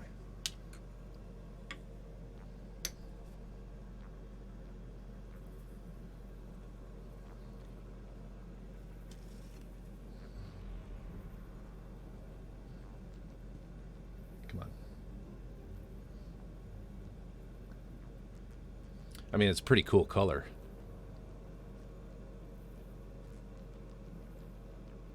It's a pretty cool, yeah, I knew on the GoPro it was going to be shitty. But you can see the chrome, but it's very dark. It's black. It's like a scrying mirror, exactly. This is the color of the Machine Messiah, right? If you remember way back when we first met. Ah, the memories. This is what all of the veils were done with, that and gold. It's a pretty cool color, but I just don't know how well it's going to work. TJ, you said I like the Vallejo gloss black primer. Yeah, but I mean, look at this stuff.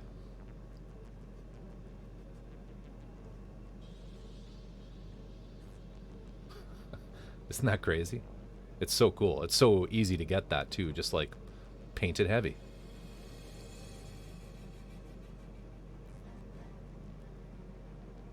And this is dry. So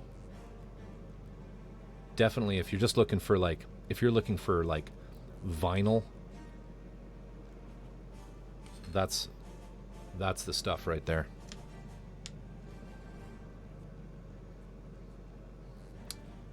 Okay, so well, let's try. I mean, I don't think it's going to work, but we can try No, this is the gloss black base, Alclad gloss black base, which is meant to be used with their chrome products. So like to get this black chrome finish, you're supposed to start with this.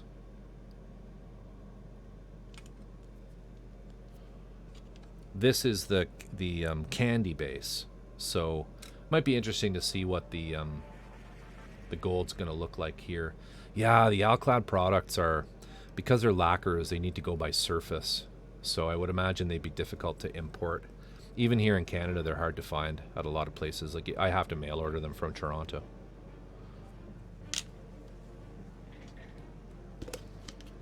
Okay, so let's try. What do you think? We could try.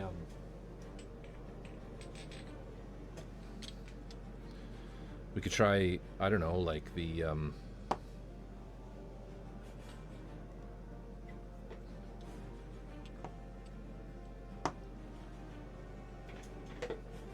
I have two yellows. I have a lemon yellow. Come on. Which is a candy, and I have the candy golden yellow.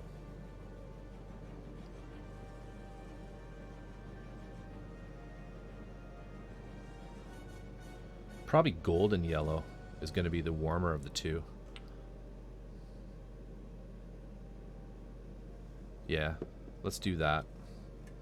And we'll go over this, and we'll go over this.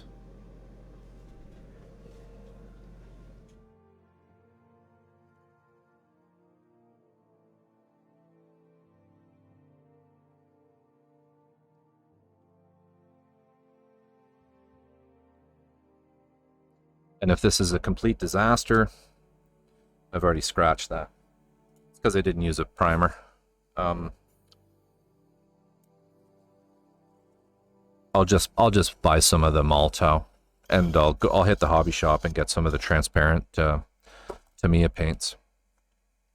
They're like way cheaper than this stuff anyway, so.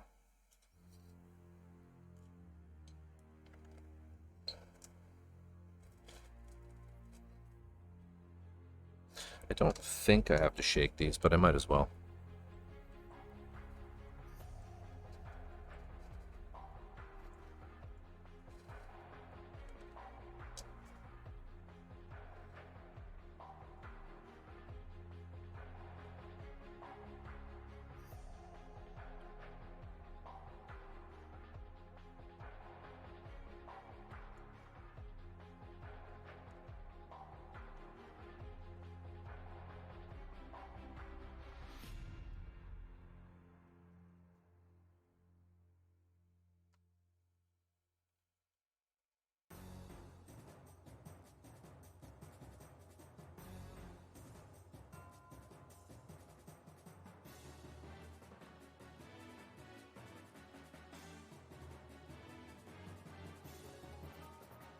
Cleaning the lid up a bit here.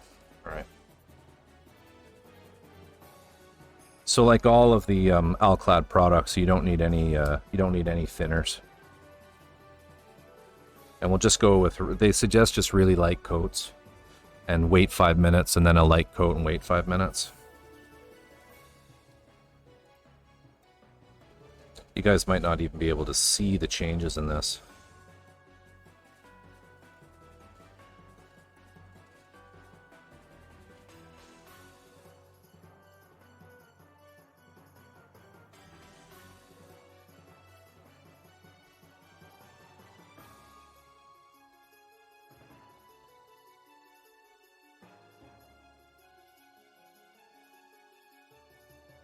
A little bit of warmth. Added a bit of warmth. We'll just keep building it up.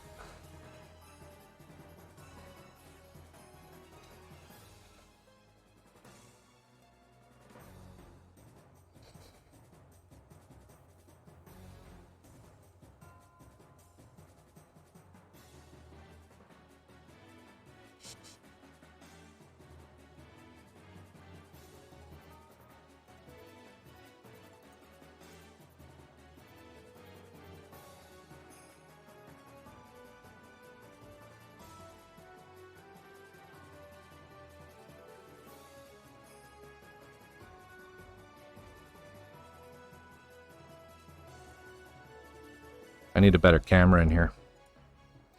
Let's open this up a little bit more.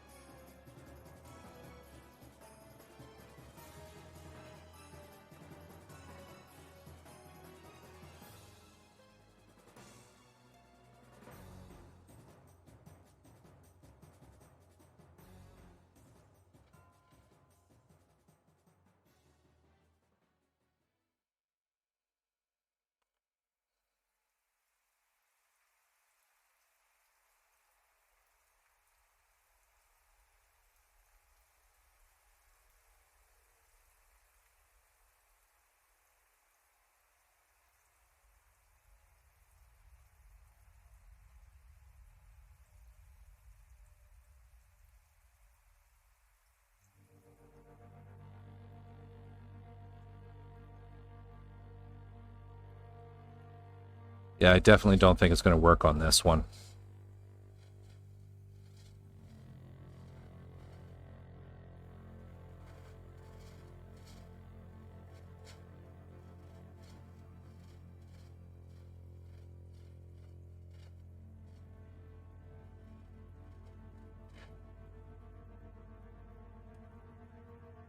It's not shiny enough. You can see it warming up, but yeah, it's actually pretty cool. Yeah, you're right. It is. It's a neat color, but it's not right. It's not gold.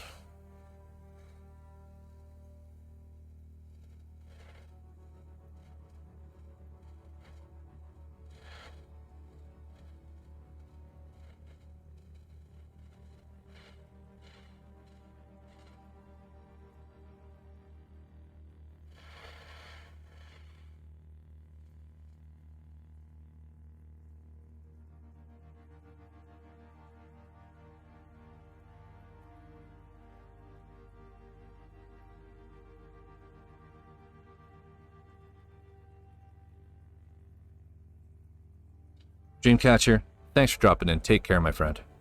Have a good one. See you on Friday, perhaps. I will be here. I will be doing something far more productive than I am right now. I promise. Take care. Have a great week. Yeah, I mean, this is just coming out kind of yellow. What do you think? I mean, it has a little bit of a gold tinge on the camera.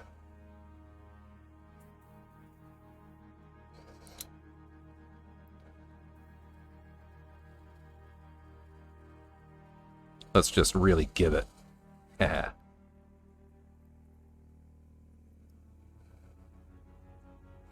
It's better. I'm just really opening it up now.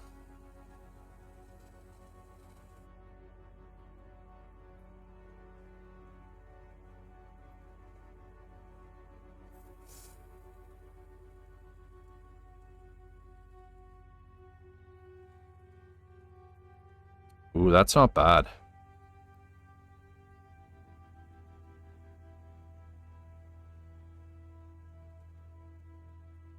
That's not bad.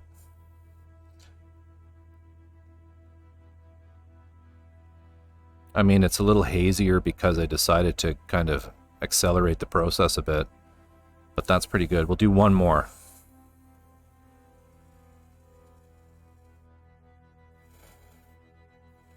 Hey, Papa Dookie, how are you?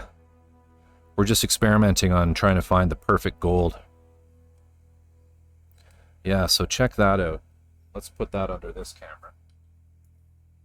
This guy is kind of almost like a copper. Let's just really give her on this one.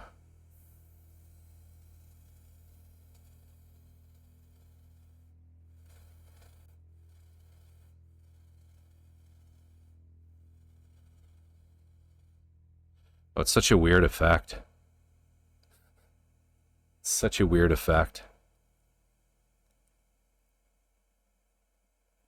Have a look at Citadel Retribution armor. If you want a really deep, rich gold, spray it over a red base. Yeah, that's a thought too. I could try doing it over a I could try going over a like a red gloss enamel, couldn't I? Yeah, it's really strange. Let's just cap that. Let's look at these under the real camera.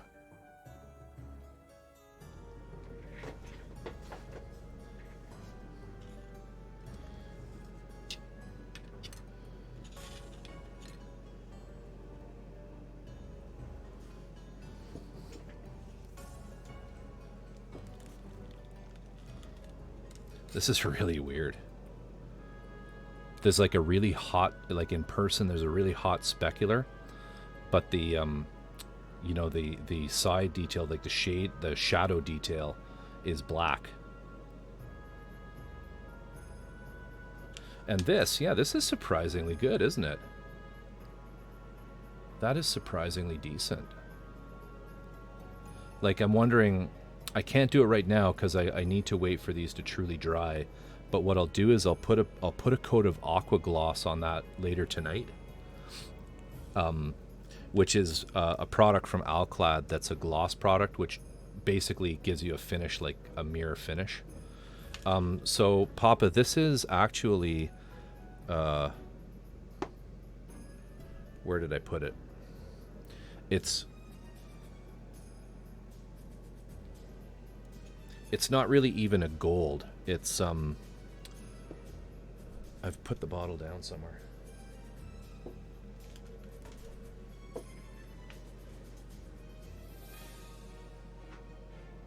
Here we go.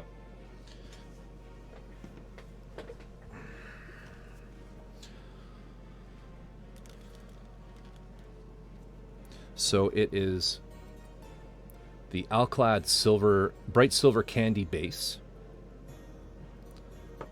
No primer, just straight onto the spoon.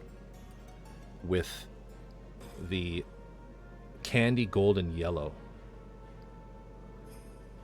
on top of that. But I didn't, I sprayed it really heavily, which, come on, focus.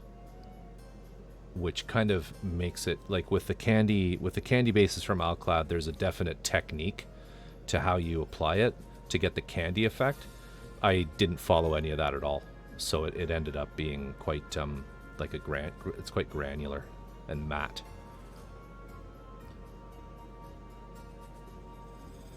Like, I'll read the instructions here to do these.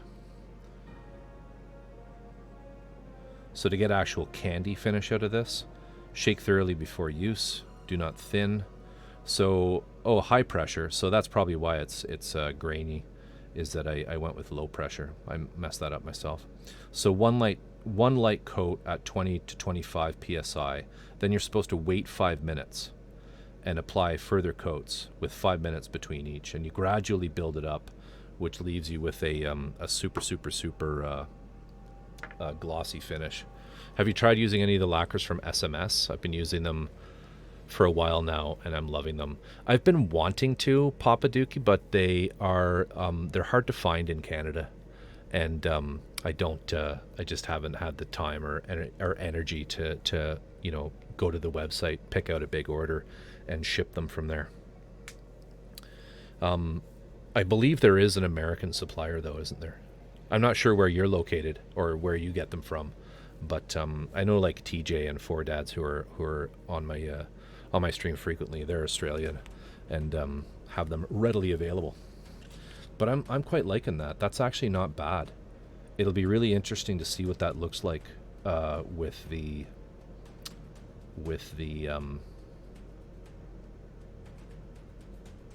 aqua gloss.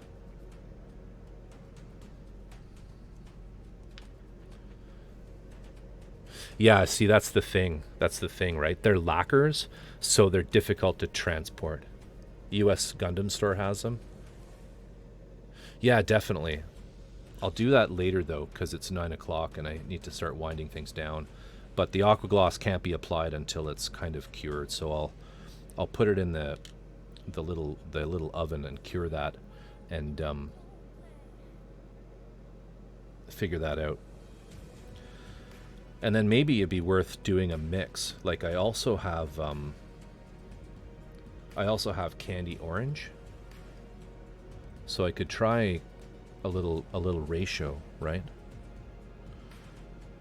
The other thing that might be worth testing is just is actually just the Alclad Gold, because I can't quite remember what that looks like. So let me try and find one more spoon, and we'll just do like the pale gold. So give me a sec.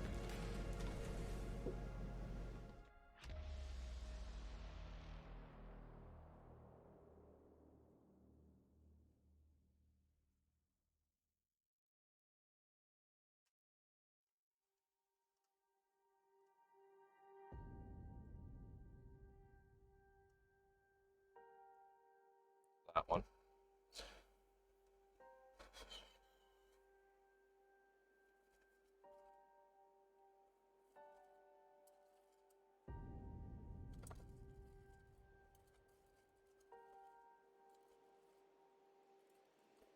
That.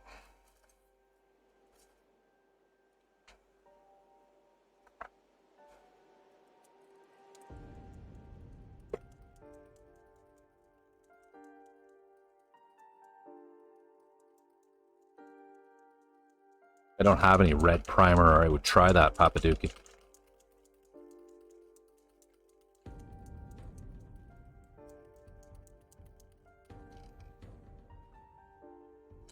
We'll just hit it with the Mr.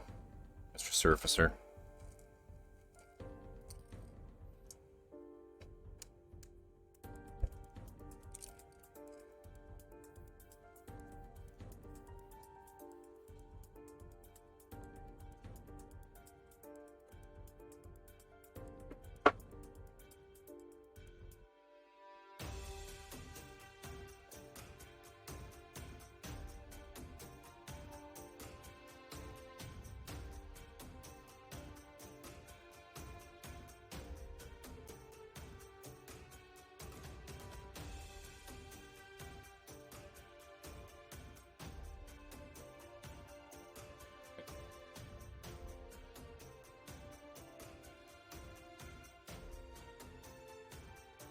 Clean that out.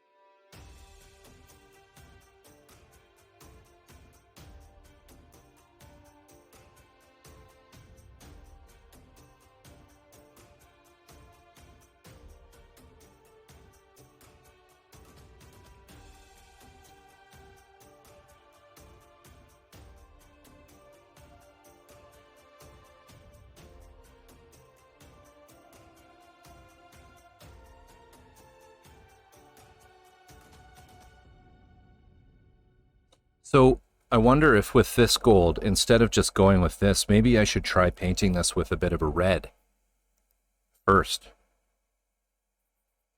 Should we try that?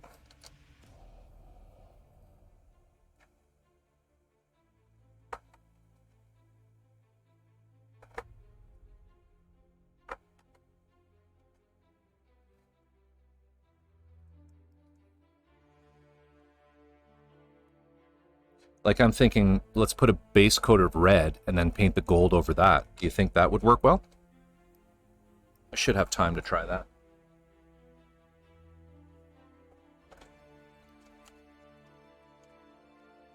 Alclad Gold is pale. It's like a pale gold. In fact, I think it says that. Pale, actually says pale gold. Which is, I don't really want, right? That's what I don't like. The other thing I could do is, okay, I'll try that then. We'll just try that. I don't have time to do too many more experiments, unfortunately. But, well, that's too much. Let's go with 1 mil of paint. So we'll do a mil of, I'll just use the leveling thinner. And let's give this a quick stir.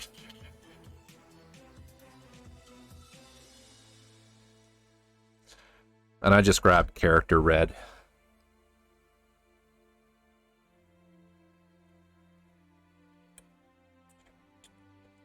Getting a little more in there. I think I goofed. There we go.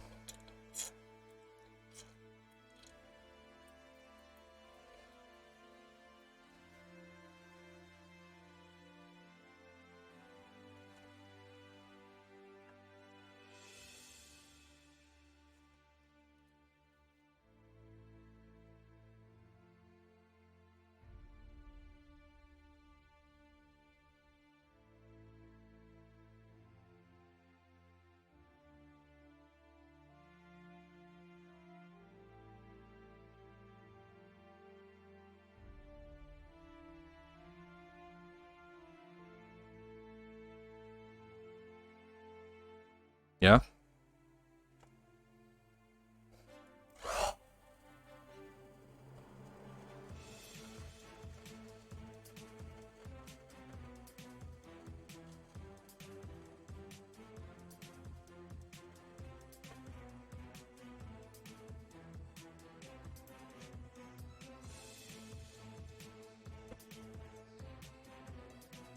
Okay.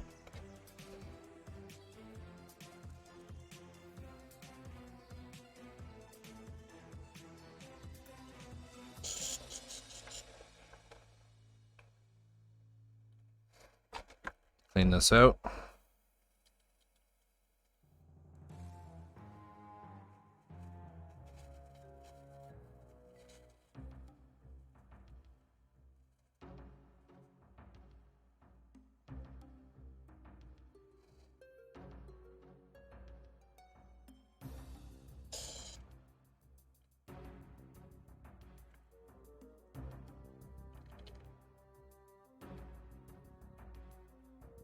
It's probably good enough.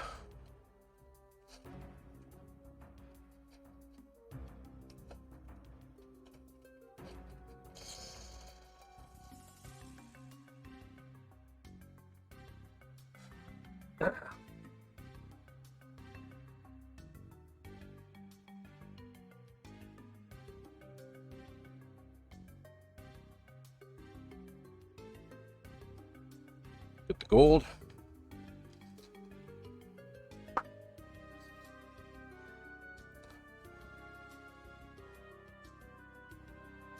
(12 to 15 psi).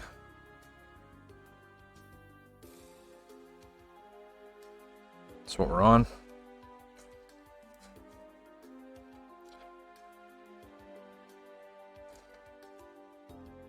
So glad folks can't watch me airbrushing. Man, I teach a lot of people bad habits. I think we all have bad habits. I kind of consider myself to be a pretty competent and experienced airbrush guy, airbrush, you know what I mean.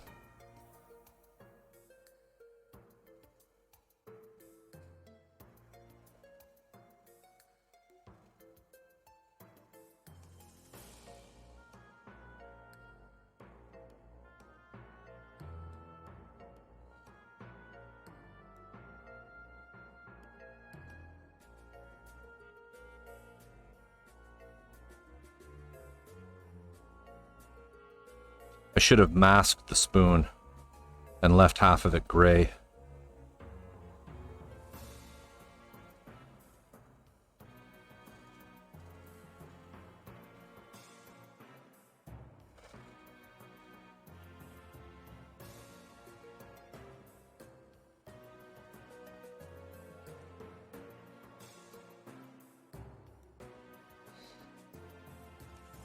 It's pretty decent.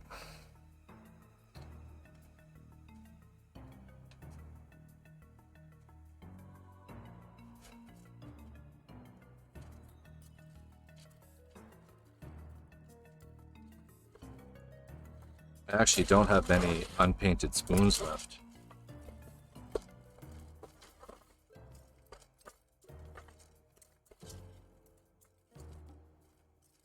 Need to buy some more.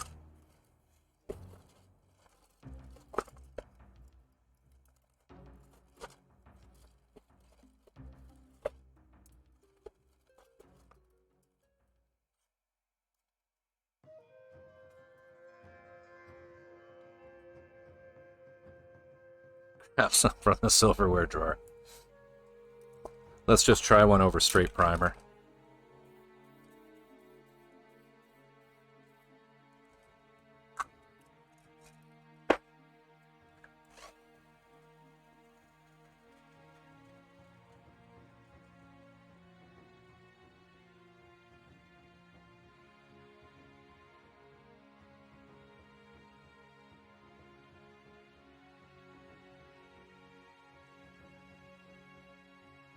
Problem is, it wouldn't be a fair test, right? Because all of our cutlery is actually solid gold.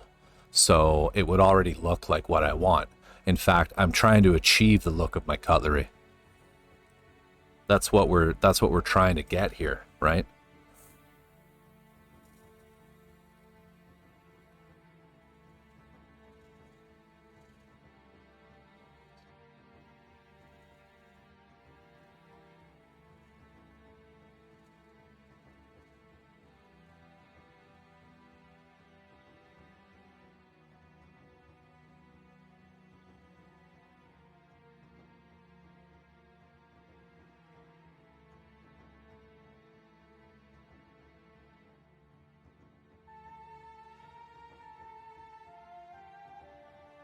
Okay. Might as well empty the whole thing onto it. No harm in it.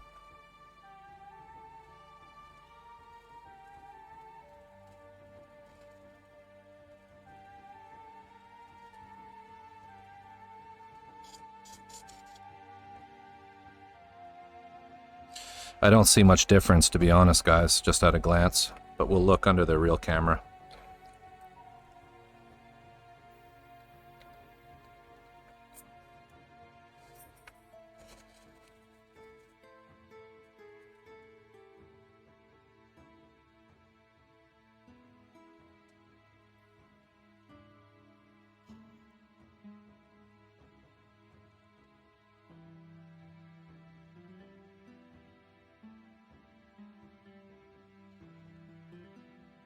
All right. Etchibat, just for you.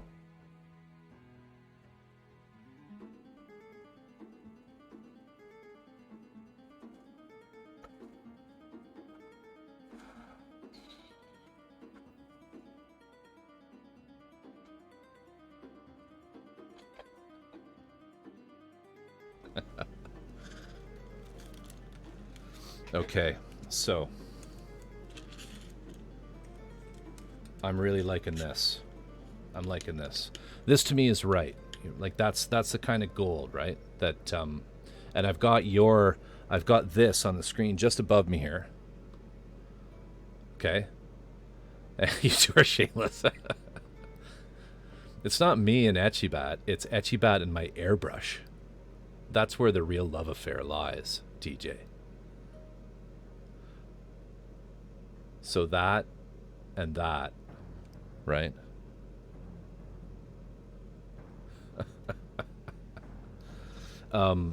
This is the gold on red.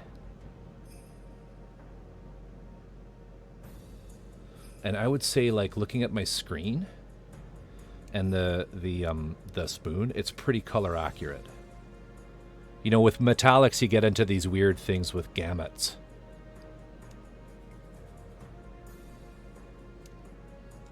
And then this is not on red.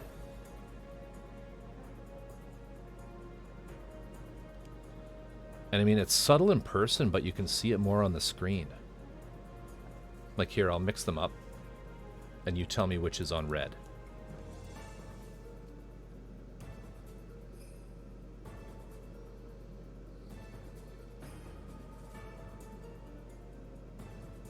It's actually pretty obvious because you can see the red. Yeah.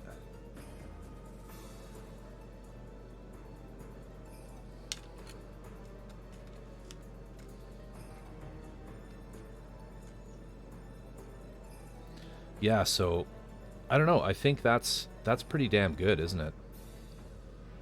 You know, once it's glossy, like if we're looking at, if we go back to this, right? That far left spoon, my left, not your left.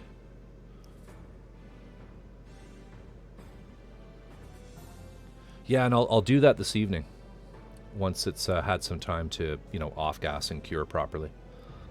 But, yeah, very cool. Very cool. Thank you for that. Thank you for that, Etchybat. I think I still might just go out and grab some, or alternatively, I could just do both of the gold knights, the Knights of Gold in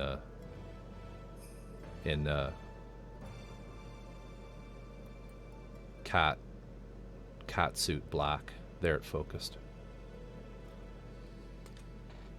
Knights of Fetish, the Knights of Gimp. That's what the G actually stands for. Silver base.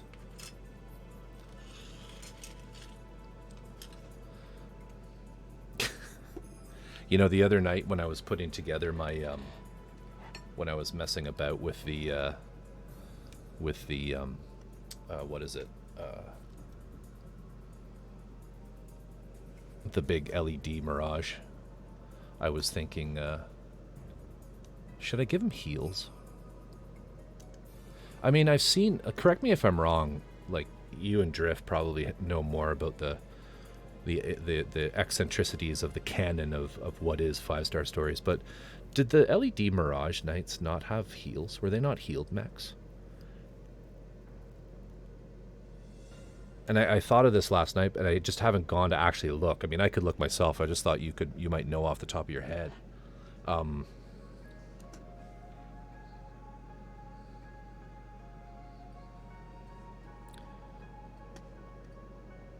Yeah, because the big one doesn't. It doesn't have heels. But I'm wondering if that's simply like a structural consideration, right?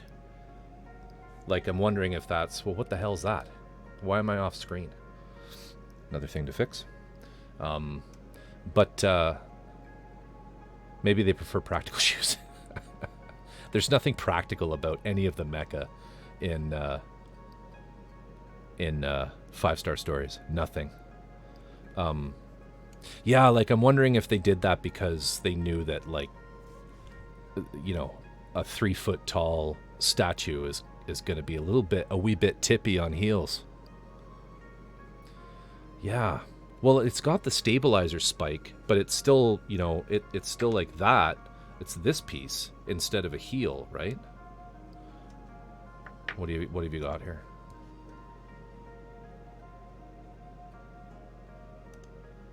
Yeah, okay.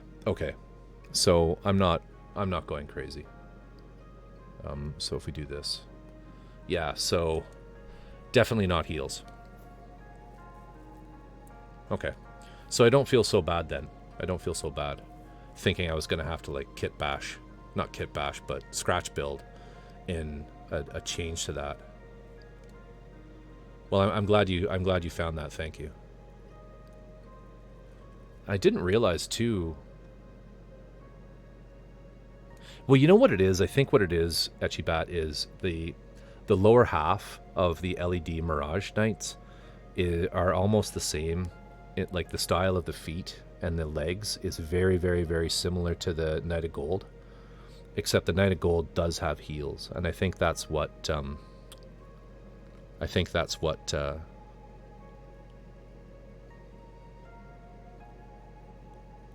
I think that's what I'm thinking.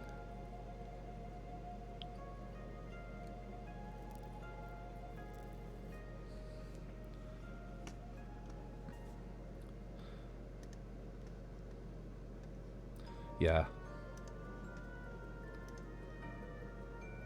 He is pretty cool. So I'm incorrigible. I'm absolutely incorrigible. But I know it's not your thing, you and yourself and Etchybat, but there was a kit on GKM that I really wanted called the Wasp. That is just it has nothing to do with anything. It's just a one-off statue, one-off figure of a pretty cool cybernetic. I think it might be bio. No, it wasn't that. See if I can find it before I sign off here.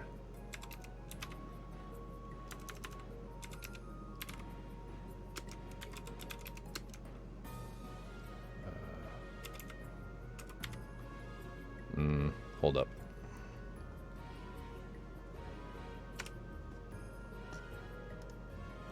There's all kinds of stuff on GKM that's, yeah, that I cannot. Oh, here we go. It's this figure. I kind of really wanted this. This guy here. Ah. Good Lord, don't show boobs. I just think it's a really neat. It's cool. And I thought, okay, screw it. I'm finally gonna get it. I didn't get it from E2046 though. I got it from GKM. But I did a bad, guys. I did a bad thing, and I also tacked on. I tacked on him as well to the order. So I know it's not your thing, but I will be getting a recast of that guy. You can never buy one. Yeah. So anyway, it'll be another option to build.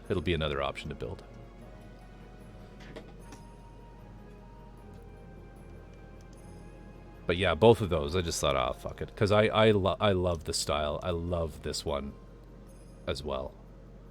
It's so cool. Anyway, that's enough of that.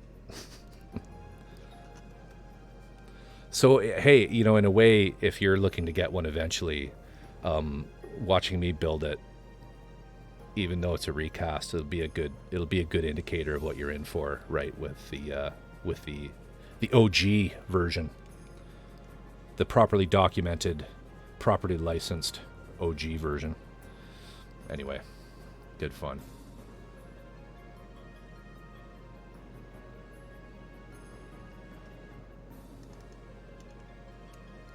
The Viola. I can never remember the names. I recognize them as soon as I see them.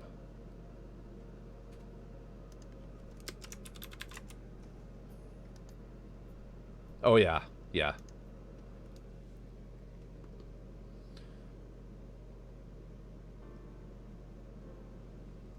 So 5-star stories.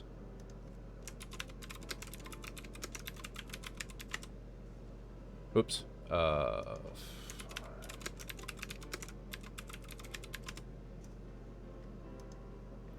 5-star stories. Papaduki is a manga series created by a gentleman named Mamoru Nagano. And it's like you might know him from Heavy Metal El Gayam.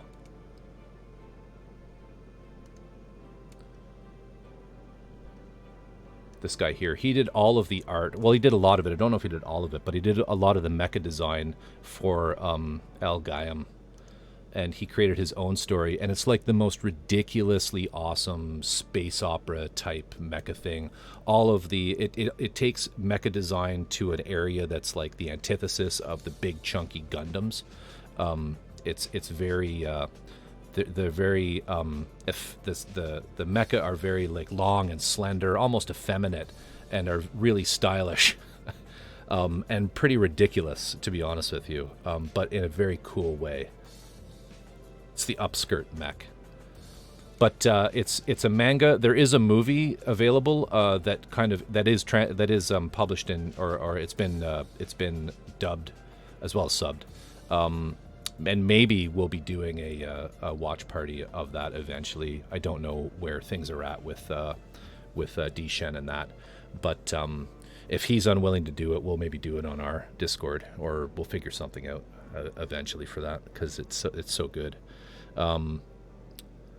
It's not available on any streaming services, and I don't think he's comfortable with unless it's available on a streaming service, is what I kind of gathered. But oh well, we'll figure it out. Anyway, that's 5-star stories. You should look into it, though. It's very, very cool. Don't bother looking for any actual printed content in English unless you're an independently wealthy multimillionaire.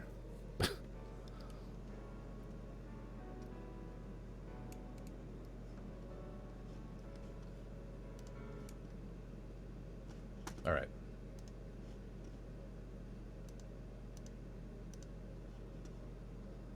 Yeah, sorry, I should have finished that. You can really easily find scans of all the translated ones. That's what I have. I don't have any of the actual printed ones. They are because it's been out of print. The English editions have been out of print for so long. They're really highly collectible and quite expensive to find.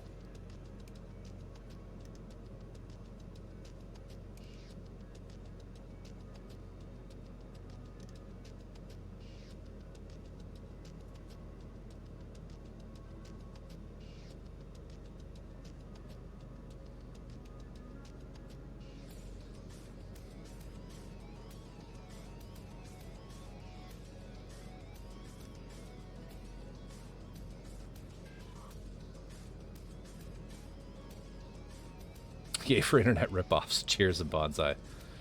Well, you know, it's a good thing, right, with that particular content, because it would be so hard to come by outside of Japan if it wasn't for that, in my opinion. I mean, maybe I'm wrong, but...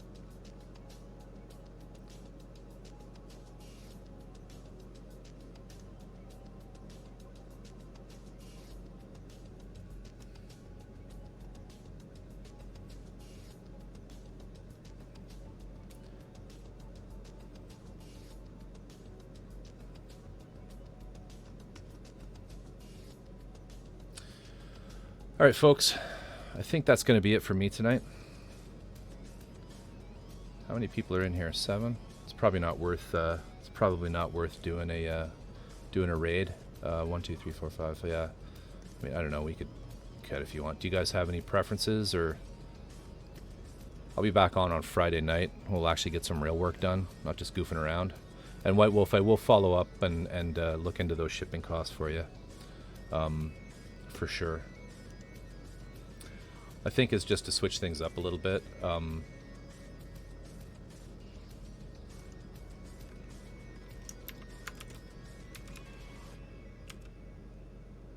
Let's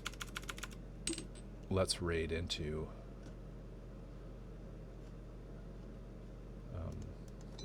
an art streamer who I like.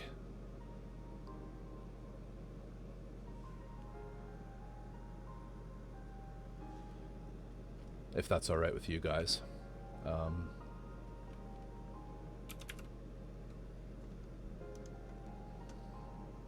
He's a lot of fun.